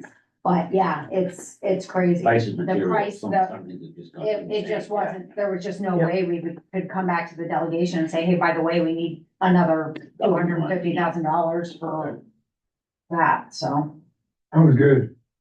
Keep doing that. Yeah. I try to be Yes. cheap. And Gwen does all of the, bidding and specs for the whole county. So, I mean, she's here, she's a captain at the House of Correction, but. Wears many hats. I'm a She wears, multitasker. she wears many hats and, so if we have a project that we're bidding on, we send it to Gwen and Gwen puts together the specs, sends it out to the, people that we know or heard are interested. And of course, we put it in the paper also, but, we rely on. That Gwen gets to to do that. about 5 or 6 people. So I Put it in also, the newspaper. we also. You're right, but we have to by state law. Yeah. We've been trying to get that changed. Yeah, state law requires us. It's crazy, but we also have changed it so that Erin Cortina has been great. We did it where we now do it on the front page of the county website so that people can look there if I happen to miss them. Because I try to get as many bids as I can on things. So we try to get it out as much as we can. Yeah, there's a spot on the county website that says Current current bids, and you can click on it and it goes to what's out to bid at the time. And for complete transparency, we have the old bids with all the winning bids and all the numbers so people can review so that there's complete transparency in the And process. you're right-minded too, right? I'm in the left-handed. middle of the road. No, left-handed, right? Yes. Jeez, we got 3 of us here. You got 4 of us here. Oh, you're left-handed too? No, It's the Well, the we're- 9.8%. we're taking over the Yeah, world. That's right. I was at a meeting years ago with Yankee Atomic, and I started writing something on the left hand. The guy goes, "Oh, you're a lefty, huh?" And there was like 12 people in the room. He was the only right-handed person. There's a very high propensity of engineers to be left-handed. Really? Yeah, Mm. much higher, it's like Right. triple the. You have to be pretty smart to be. Well, let's get another opinion, but- Okay, next. We can bullshit pretty well, though. That's right. Trump is the first right-handed president. Yeah, Obama's left-handed, George W. Bush is left-handed. Yep. I It think gets confusing if I don't do something for a long time. I think Doug's next. All right. The bowling. Cool. You're on, Doug. Excellent. Thank you very much. I All right, appreciate thank your time. Morning, gentlemen. All right. I'd like to start by thanking you for attending this and helping us along to repair the stuff that we need to address. If you could look at our spreadsheet, the HOC maintenance portion at the bottom is what I'll be addressing here. Starting with the first item, we have our life safety electrical. If you look in the packet, we had Dubois and King come through here for about 2 years ago to do a complete assessment of the county's electrical needs. The issues that we have at the jail currently are we have a transfer switch that does not transfer. When you say that to me, transfer switch is pretty basic. I've installed one myself. I mean, Sure. It's just over, it's just can't handle the capacity, or it's old and it's just not reliable to. What we have is we have a bad design. We have one that was installed with a bad design. Apparently Oh, the okay. chassis flexes itself and the arms get misaligned. So when the Okay, arms go to it contact, doesn't work. Yeah. right, exactly, which leaves So us. it's never been good, in other words. Correct. Yeah, which leaves us in a dangerous situation where we have to actually physically open the door and expose ourselves to a possible arc flash to redo that, depending on the load. No, it's 750 kilowatts. Yeah, it's quite a bit of danger there. We're also involved in that packet is some movement of generators, some replacement of generators. We have had an issue with diesel supply. We found out that with the type of storms that we're having recently, heavy rains, then freezing, then broken trees, that we can go without power for days sometimes, until public service can come and restore You power. know, you got a storm coming in, they're predicting it's supposed to be pretty bad. Right. And so what we have is we have that 750 kilowatt generator with a 500 gallon belly tank, and it burns anywhere between 80 to 90 gallons per hour on full load. So our emergency plan is the maintenance department hand cranking diesel into this, and barely being able to maintain it, really is what the issue we have. How old is the existing? This is an original from the jail expansion, so I would say 2004, 2005. It's in great shape. We have maintenance on it 4 times a year. We do an annual load test, a 4-hour load test on it every year. The equipment's kept in great shape. We just have supply issues because we found out that when we ask for a diesel truck to come up here, sometimes they can't because they don't have power at the depot where they go to fill the trucks, actually. So we tried the state, we tried the National Guard, we tried all of that. This transfer switch. Mhm. This sounds like a major safety issue. It is a major safety issue. Why is it on a CIP? Why isn't it fixed? Yeah. Because of the cost that's involved. Well, It's part of I see $2 million there. It's part of a larger plan, and we do have a workaround. We have 24-hour coverage for our maintenance for Okay, that. so there's for that no portion there. interim, fix for the switch. No. Well, we gotta- are you doing gotta- it, you we gotta are fix doing the switch. interim, we have a workaround, but it's honestly speaking, it's not safe. How Right. do you work around something like that? I mean, it strikes me as, I The mean, guys draw short straws as to who flips the switch, no, I'm just- that's a have- joke. We have insulated gear that we go into there with safety glasses, Is there anybody on rubber the Zoom, suit. Kelly? manually align. You have to thing? open the door and you have to manually throw the switch. You have to shut the generator off, manually throw the switch, and then turn the generator back on. It's only happened twice, but it's on our radar. What we also have is we have, Like, it's nothing. Well, twice is the last 2 times we Yeah. needed. right. It's been January both times. If it's misaligned like that and it's on, you could easily have an arc and a fire. Right. Yeah, you can arc your face or whatever. Yeah, that's why I have, Well, maybe just somebody walking by. So- Shipyard, I gotta know. Right, so this is why I have this as a high priority item. Along with that, I really need those diesel generators replaced with natural gas. It's just not, How many, it says two. You got gas coming down. Yes, sir. we'll be replacing one 750 kilowatt and one 230 kilowatt with two 250 kilowatt generators. Oh, so that's enough, even though. Yeah, the 750 is massively oversized for that Okay. facility, yeah. It was spec'd and installed, and you could power probably the whole county with that one I was 750. gonna say that's enough. Right. But what we also have at the same time is, we had continuity of operations, I would assume, when this jail was expanded. So we have transformers to cut voltage down, we have transfer switches, we have generators. Everything's kind of kludgy and kind of added on. So we're removing the transformers, we're getting the proper voltage right This from sounds the like generators. the Rube Goldberg system was built up.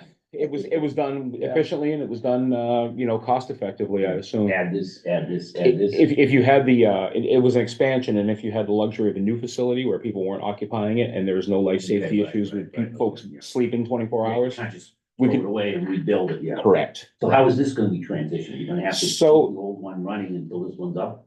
That's correct. What we have is, we have our generators in place now. The plan is to take the large 750 and put it in this building. I like it in this building because it's diesel and we don't have people here sleeping. That's really the life safety threshold. If you have folks sleeping in a building, everything has to be programmed for life safety. We have to have instant transfers, we have to have enough diesel, we have to have enough electricity.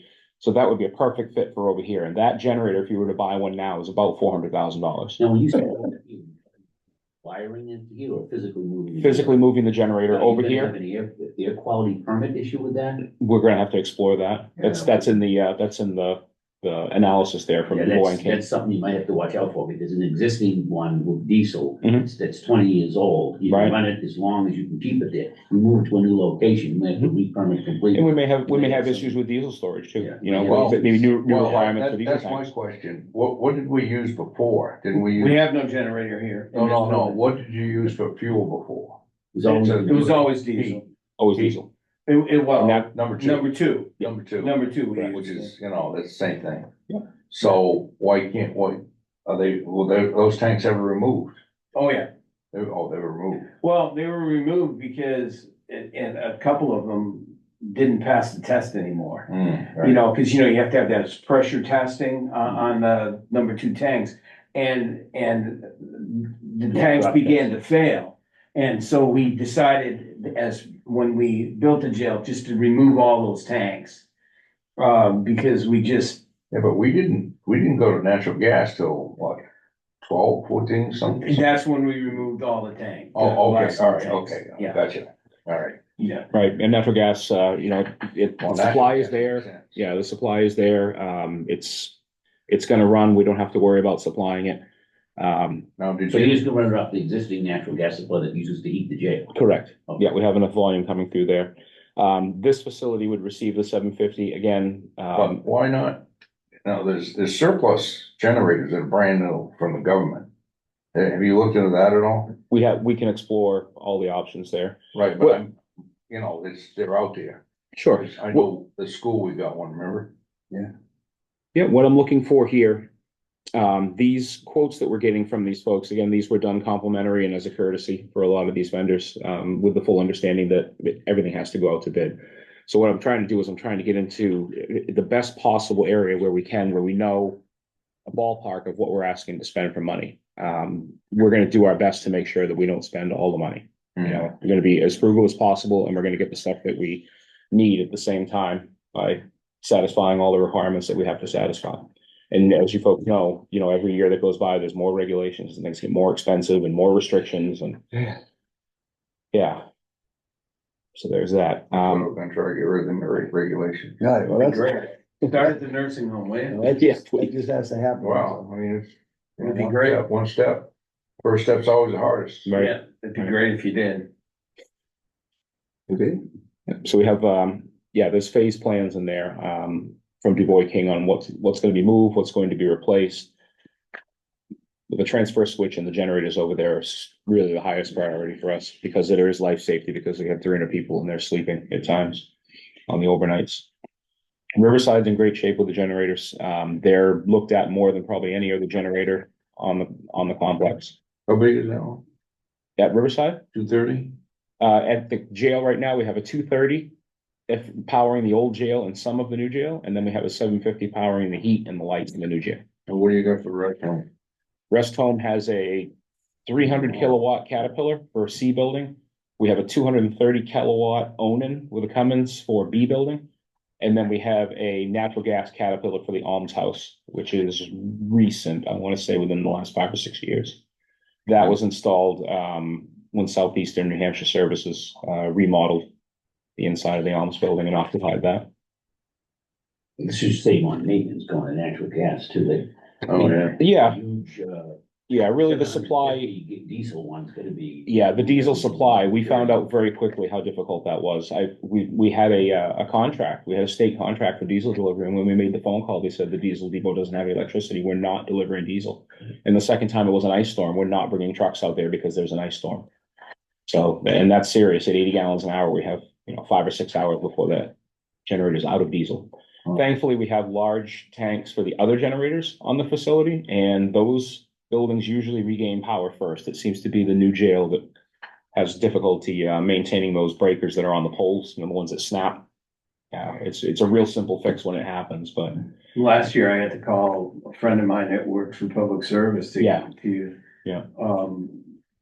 Ask her to move us up on a priority list, a 10 Call minute, me next a time. 10-minute fix. No, seriously, call me. Oh, I next will. time. Yeah, thank you. we would love any advantage possible. I understand. And I understand that the crews are looking for the biggest bang for the buck. When they send a crew out, they want to restore the maximum amount of power, and our jail probably isn't a priority for them. But I don't think they understand, they don't understand the critical nature of it. It's a little difference in importance I would look at, because you're talking about, someone being inconvenienced that, or maybe, even if it's 200 houses. Yeah. Or even if it's a business, the difference is. Any It's disturb- not like these people can say, well, I'm gonna go to a hotel for. Exactly, and any disturbance over there, any disturbance in the routine usually just heightens aggravation, and if that goes on too long, it could possibly be a riot. So yeah, there's some serious consequences here that we need to take care of. For a 10-minute fix. Yeah, right. Any other questions on the life safety electrical plan? Okay. Second, by statute, we need to have backflow device installed on our sprinklers in the old jail. That's a straight quote there. The quote that you see is for 2 locations, this courthouse and the old jail. They weren't in when it was originally built? No, sir.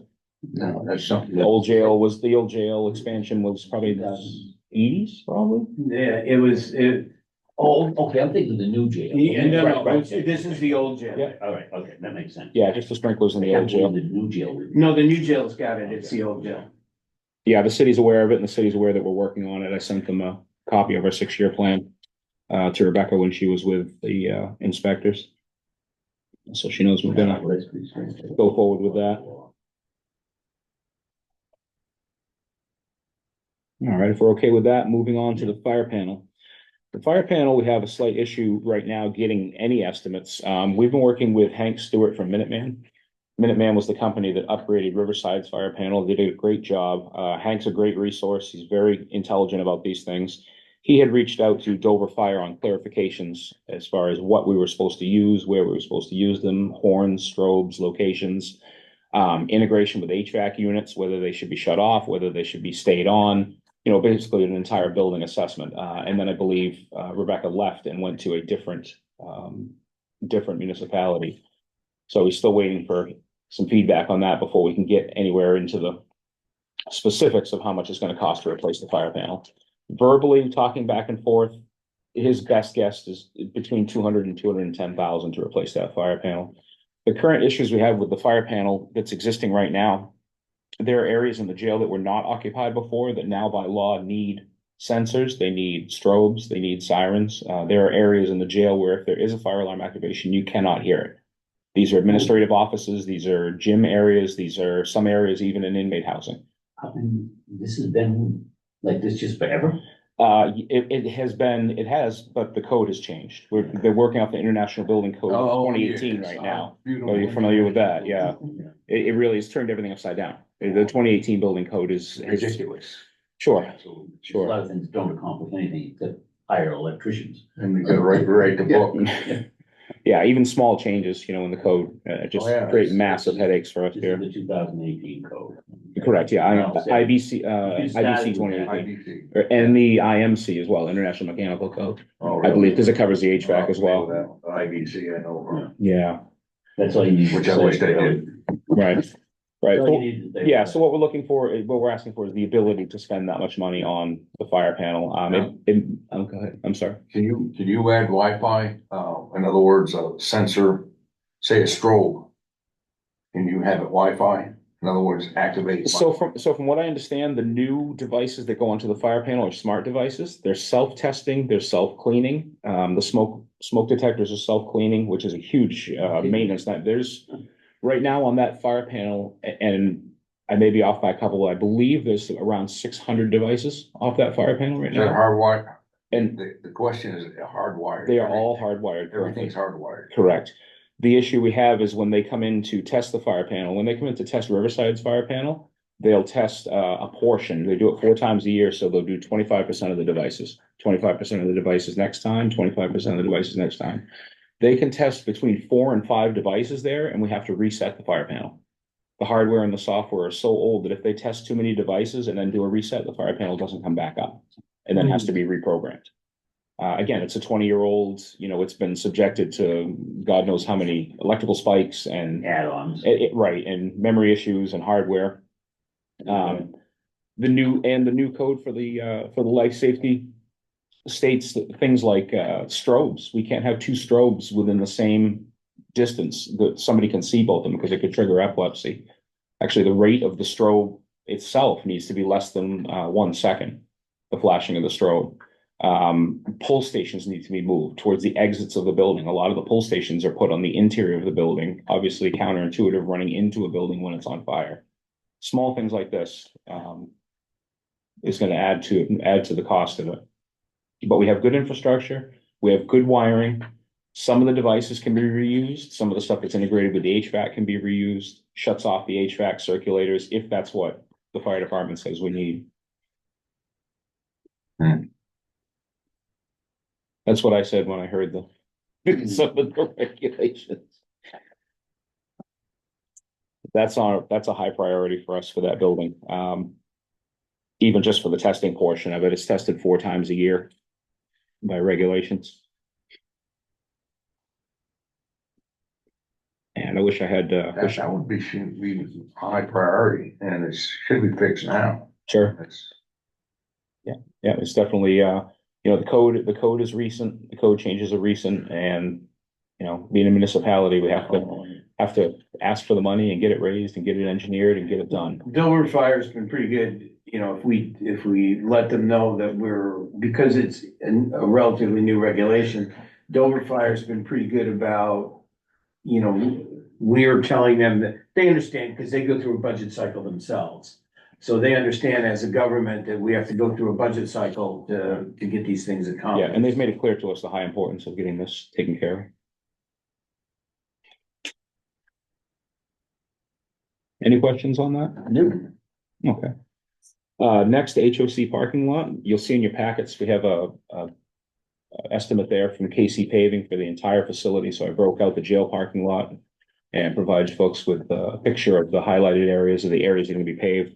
We have sinkholes, we have runoff issues, we have patch after patch after patch, things that have been added. We really need to get the drainage taken care of, because right now, in the wintertime, when the snow melts, that's what's eroding the parking lot, where the granite curbs meet the pavement, where there's potholes, there's standing water, and then we get frost heaves, we get hydraulic cracking, and so on. That parking lot is about 20 years old, portions of it. And it's time for us to get that resurfaced. Are you gonna resurface it, or are you gonna rip it up and then? A complete resurface, yeah, there are some grading issues there that need to be taken care of, and there's some issues with the substrate that have been washed away, especially around the catch basins. It looks like instead of using durable rock or rip run, there was a lot of sand that was used in there to pack those catch basins in, which is quick, but it also obviously runs right out of there. If there's any sort of compromise downstream. And we've been smarter over the last number of years about locating the snow piles in different areas. So now we're bringing them around the corner and into the field. And we plow an area into the field and dump the snow piles there. Yeah. Any questions on the lot resurface? Okay, moving on, IB. The project right now for the IB, I know I have dryers listed here, but that was Gwen's portion. In IB right now, they have a very small loading dock area, and when they bring a pallet jack out, it's dangerously close to the edge of the loading dock area. So I like to get a steel dock to expand that out for them, so they have areas where they can move carts, they can store their pallets, and still be able to move product in and out. The 2 doors that they have to go through to go to the IB area are just about the width of a pallet, and we've had to reinforce those doors several times because they take a beating for moving things in and out. So I'd like to get those doors expanded and widened out for them. We do make a small profit out of IB every year, What's the especially. ID again? Yeah, it's our business area in the jail where we train inmates in doing work that would normally go overseas. Oh, okay.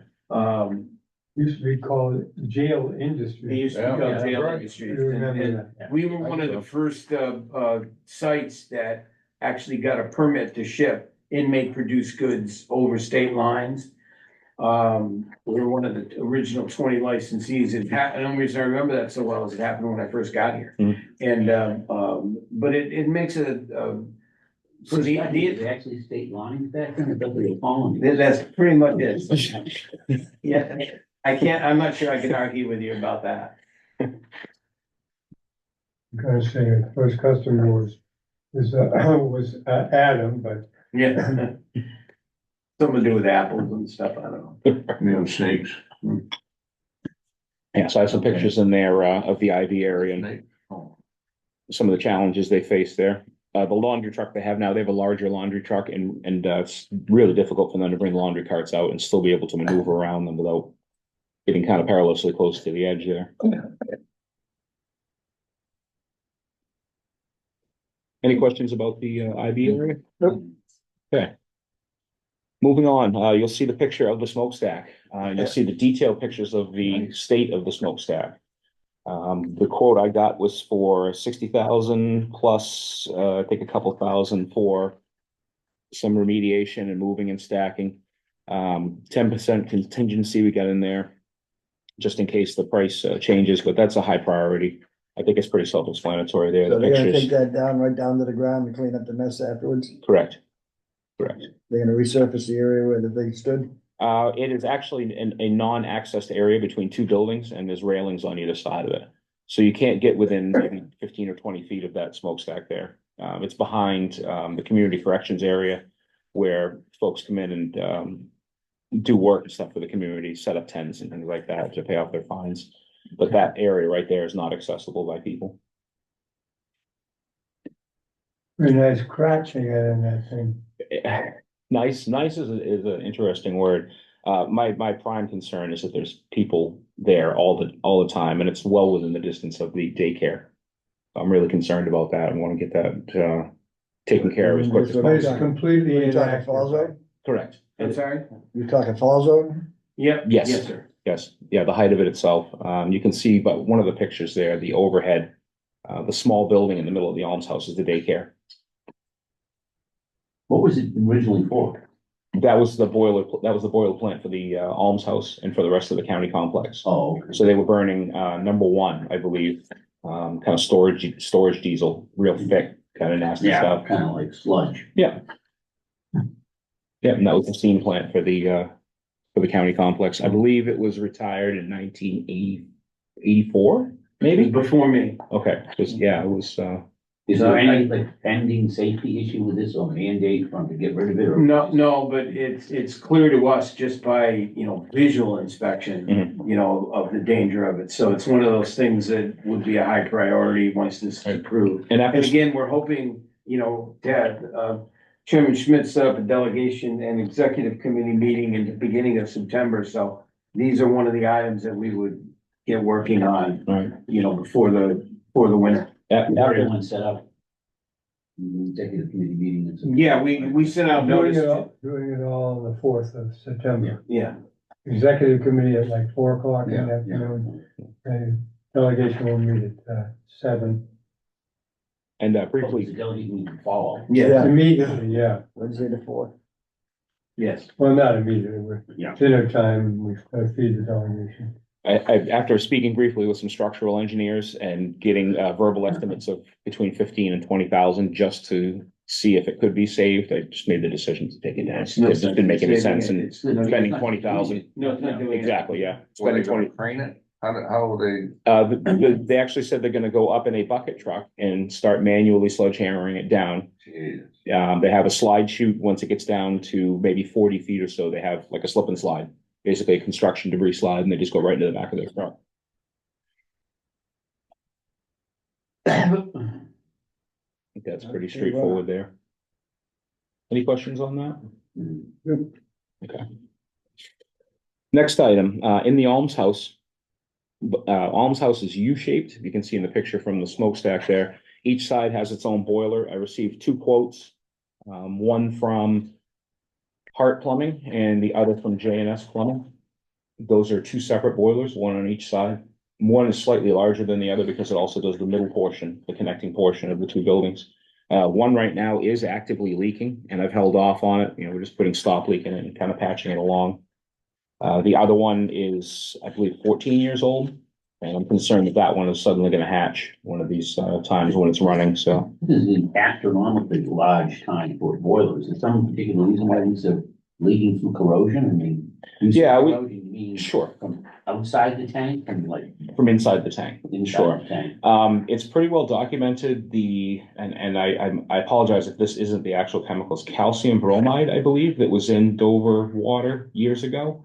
and it eats brass, it eats cast iron, it leaves deposits, it leaves scale. And we've seen rapid deterioration in valves. We have valves, tempering valves that we had to replace with automatic digital ones because they would last 2 years and then weren't able to be adjusted anymore. You'd make a microscopic adjustment and bang, it would go full hot. You couldn't set them. Correct, yeah, because of the corrosion. And is this with some chemical they put in, was this put in the water on purpose for some reason? Well, Or was it just there? Yeah, I'm not sure why it's there, but it's in the water. There's federal suits over it in different jurisdictions. I don't think there's anything here, but it's in the water and it is definitely corrosive to the stuff. I have a chemical treatment in there. We added that last year to the jail. And I've seen the temperature of the water even out throughout the building. I've seen no issues with the mixing valve since we had that. We had a run-in period. We had a trial period where there was a lot of stuff that got dislodged. But just like you check the chemicals in your pool for your pH and your alkalinity, we're trying to make a perfect water setup in there. So there's no corrosion and there's no transfer of metal. And how would you have any problem with like, deposits going in, taking valves and stuff like that? Everywhere, everywhere, anywhere that water touches any item in there. So heating, showers, drains, even at Riverside, the chemicals out of the dishwasher sometimes will rot the copper pipes. You know, we've tried copper, we've tried Schedule 80, we've tried iron. It's very, very corrosive environment. And is it just because of the water itself? Correct. Yeah, the water. Hate to even mention something like this, because I don't want to spend money, but looking at some type of a water treatment system for the entire complex, I mean, would that alleviate? That would be millions of dollars, I would imagine. Yeah, just too much. Sure, yeah. Okay. Because it seems like we get the water we get, and we pay, $7 a unit, I think, right now. It's around $7. Water's $7, sewer's around 10 and change. Water around there. expensive. Yeah, it is, but they have. This is water from the Dover? Yes, this is Correct. Dover water. Yeah, and honestly speaking, Dover water too is tremendously reliable in the sense that driving around the county, you'll see that Dover's the first one to put up the water ban signs before anybody else. No water any lawn and stuff. And that's right. No, and of course, we are not because I'm happy about it, but we are the one largest water and sewer user in the for sure. between the jail and the nursing home, we're the one largest user. Yeah, but Bellamy, that's their reservoir, right? Yeah, but it's, Bell Reservoir, yeah, I live in Somersworth, so we don't have that issue. But I've never had an issue where they said I couldn't water my lawn, but here, this is like last year and this year are the first 2 years that I haven't seen a water ban usage set up for Dover. Now, it seems, so in the boiler, you're talking about adding a chemical treatment system. So this would be, basically, you're adding chemicals to attack the chemicals that are attacking the boiler. We're looking for the perfect pH balance, looking for the perfect alkalinity. Okay. We're looking for a neutral, non-corrosive water that doesn't use the boiler or the valves as some sort of sacrificial thing to make itself. Because water's always trying to absorb as much minerals as it can. Sacrificial anodes, yeah. Yes, exactly. Is there going to be any of those installed in this new boilers? That's part of what I'm asking for here is a chemical treatment installation. It's basically a tank and it goes into the closed system and they monitor it 4 times a year. They come in and give us a reading of it's around $1,200 every time it happens. They come in and take a reading of the water itself and then give us a report on it and either add or take away chemicals. So you're counteracting the ethyl methyl bad shit in the water. Yes, exactly. Right. Other stuff. We're hoping that the plastic, we're hoping to sacrifice the plastic bottle rather than, tempering valves, heating valves. Right. I don't have to, It must be a maintenance nightmare, this stuff is. yeah, absolute horror show. Absolute horror show. Yeah, especially the adjusting of valves. And again, this is in the jail. So somebody flushes the toilet and you get hot water. Well, we'll just go ahead and back the tempering valve off a little bit. And then whammo, you've got scalding hot water. Because it's time for it to go. And these tempering valves are not cheap. We're talking ones that are on 3-inch lines sometimes. They're many, many, many hundreds of dollars for these tempering valves. We've, Is most of the system brass? no, it's iron. Most of it's iron. The valves are brass. Yeah. And of course, components inside the boiler are different materials. And the new system is going to be what material? But we'd be using the same circulator pumps and the same boilers. Yeah. We'd just be treating the water itself, so it won't attack the chemicals in there. I'm hoping to get, for $1,200 every time they come, I'm hoping to avoid asking for 30,000 to replace a boiler, at least for another couple of years. Okay, so you're not replacing the boilers now, We- this one. We will be replacing the boilers, yep, Okay. and installing a chemical treatment system at the exact same time while the heating system's And the down. new boilers are going to be made out of, Those will be cast iron, they'll be high efficiency units, I believe, yeah. and is the chemical treatment, then I'm assuming they're having the waters analyzed by someone, and they're gonna come in and then set it. That's what the service does, right? Yep, they send it to a lab, they analyze the water and then adjust the chemicals accordingly. Same thing they do with your swimming pool. We I want was gonna say, reminds me of the old days when I had to take care of that. Different, I know swimming pools under You know, water Right. chemistry, the water looks so nice and so forth. If you don't know what you're doing and have a bad whatever, suddenly the water turns green. and you- Sure, or folks itch or. Well, all kinds of stuff can Yeah, happen. yeah. If you just don't know how to manage it. Right. Hmm. Any questions on that? The last piece, and there's a lot of small pieces here that I turned into this large project. Outside of the Children in Motion building, we've got a lot of corrosion, we've got a lot of water intrusion, we have a lot of erosion from drainage issues. So really, I'd like to get the drainage issues fixed. I'd like to install gutters, I'd like to do stuff to get the water away from those buildings as fast as possible, get it out to the drains. Because standing water is really, really taking a toll on that building. You guys can see in the photos there, the bottom of some of the doors, just from the rust. The water just sits there, basically. So we need to get a gutter system around there so the water doesn't rain down and splash on those doors. We have roof sections that were add-ons from the catwalk onto the almshouse that we need to address. We need to get those taken care of. And you can see actually in that picture, if you back up just one slide there. You actually see in that picture some of the gutters that we've already installed, trying to mitigate some of it. But that's an exit door, kids going in and out of that pretty frequently. And the whole building over there is in pretty rough shape. The pointing's coming out of the almshouse. Wood is rotting inside it too. Yeah. Yeah, there's a lot of issues there. And you can see in the bricks, a lot of the pointing's coming out around the windows. And those are occupied units now, the Southeastern New Hampshire Services and Kane Sober Living. Been there, done that, right? Yeah, it's time for some love. The building's 150 years old, so, Gotta save it. yeah. Yeah, it's pretty simple, straightforward More work. buildings even more expensive. I shudder to think how much it would cost to build a brick building that size now. That would be quite a bit.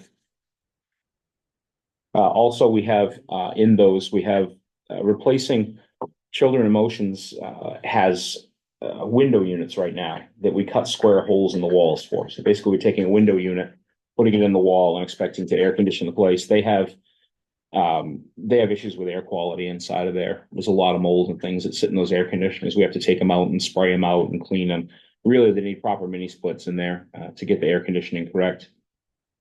We're also asking for range hoods and suppression systems for Southeastern New Hampshire Services and Kane Sober Living. Both of those facilities do not have proper cooking facilities right now. So what will happen is if we do cook, or if they do cook, they'll bring crock pots and they'll inevitably set off the fire alarm. Because there's no range hood, the fire department comes and sometimes they don't have a sense of humor when it's on a Sunday, and it's probably the 5th time they've done it. We have the areas ready to go. We've had folks come in and give us quotes on hoods. I found some online that were cheaper that we can install. The maintenance crew ourselves can install just fine. And then we could have Cintas or somebody come in and give us a suppression system for it to satisfy the Dover fire requirements. But that would go a huge way towards making those areas more livable for the folks that are in there. Were you gonna install mini splits yourself? The mini splits will go out to bid. Go out to bid? Yeah, those will go out to bid. Yeah. You can't put them in? We certainly can. We can buy mini splits and put them in ourselves. Yeah, that's an I mean, option. you say, it depends if you got the time and the. Yeah, we found a lot of our vendors have a lot more purchasing power than we do, even better than online. Sometimes that's why we always try to go out to bid on some of this stuff, because if they can do it, for the same price, obviously it works better for us. We're focused on preventive maintenance. We're focused on life safety, and right now we're focused on preserving a lot of the buildings and things that are around here. try to get as much life out of them as we can. It's a great facility. It's been really well maintained. You know, there's some stuff that's extraordinary. There's some stuff that is expensive and obviously expensive now, but we've had fortunate that we have a great team right now. We have guys on our team that are former plumbers, electrician apprentices, roofers, painters. You know, everybody has this experience. So where we can use our own guys, we definitely do. It's really the best maintenance crew we've ever had. Yeah, was super fortunate, really fortunate. And the vendors, local vendors that we use, a lot of folks from Rochester, Somersworth, Dover, you know, the guys are here right away. And it makes my job a lot easier when we have folks that step up and take care of things. Sweet. That about sums it up, eh? That's my portion. All right. Well, thank you for your time. Thank you. And if you have any questions, if you have my email, you guys can contact me and ask questions about any of this stuff anytime you need. Gotta get them safety issues taken care of. Yes, Yeah. yeah. So what we'd be looking for is just a simple recommendation from you all that just move forward to the executive committee. And then, of course, hopefully the executive committee adopts it and then it moves forward to the full You delegation. can't do nothing until you. Well, the other day, I don't like the prices, but these days. prices- You know what? We don't prices either. are- Sticker shock is a Yeah, daily it's thing. just- Yeah, a daily thing. We're chair alarms, chair alarms for the residents Yeah. to alert us if a resident gets up and has maybe a fall risk, they double. And they double, and they have a finite life. They get beat up. So, I mean, everything is, It ain't going down anytime soon either. steel just dropped, but not But I that would much. motion to recommend forwarding this. Oh, we can't, No, you can't motion. No, you can. No, you can't. No, you haven't got a quorum. Yeah, we only got 3 people on the That's right too. We need what? even five if more? you count, At least 5. I've already done the arithmetic, even counting me, we don't have. Hey, All Greg, right. can you But the thing do me is- a favor? Yes, sir. It's I can't remember the guy's name, the guy that was doing the stuff from the sheriff's office Yes. in the black shirt. Yep. Could you have him send me an email? I will. Justin. Because I just want, Justin. I just want to ask a little more follow-up on that box situation. I We'll think do that's it. We'll, a Very good solution. we'll ask him, So what can we do yeah, without holding this up? we'll email him, I'll give him. your Just send me an email. Yes, I can- What can we do without holding this up? Yeah, I don't think he'll be holding it up. We'll still bring it in front of the executive committee as it is. And we'll But we go. just have to be forwarded without recommendation. Right, because we Right. didn't have a quorum. Right, and the thing is that. And Janet will have a committee report, and that will be forwarded also with the. Okay, sit around me when I'm 81. Temptation. Okay, I'm good with that. So we have 3 members of the executive committee here at the moment, and Jim, you can come that day if you want to, but we will be, we'll be there anyway Yeah, I'll be there, for like, the delegation meeting at 7. I don't know how. So come at 4 o'clock because, we will You did present this. all this at that time. He's doing good. Yeah, they're good, they're good. Okay, thank you, gentlemen. Thank you, Mr. Chairman. Thank you, Doug. Thank you, gentlemen. Sorry to take up so much of your day, man. All right. That's what they pay us for. Hey, you picked a good 90 days to do it. Yeah. Alright, what are these, Lemon? Yeah, we can shut off the Zoom, right? We're all set.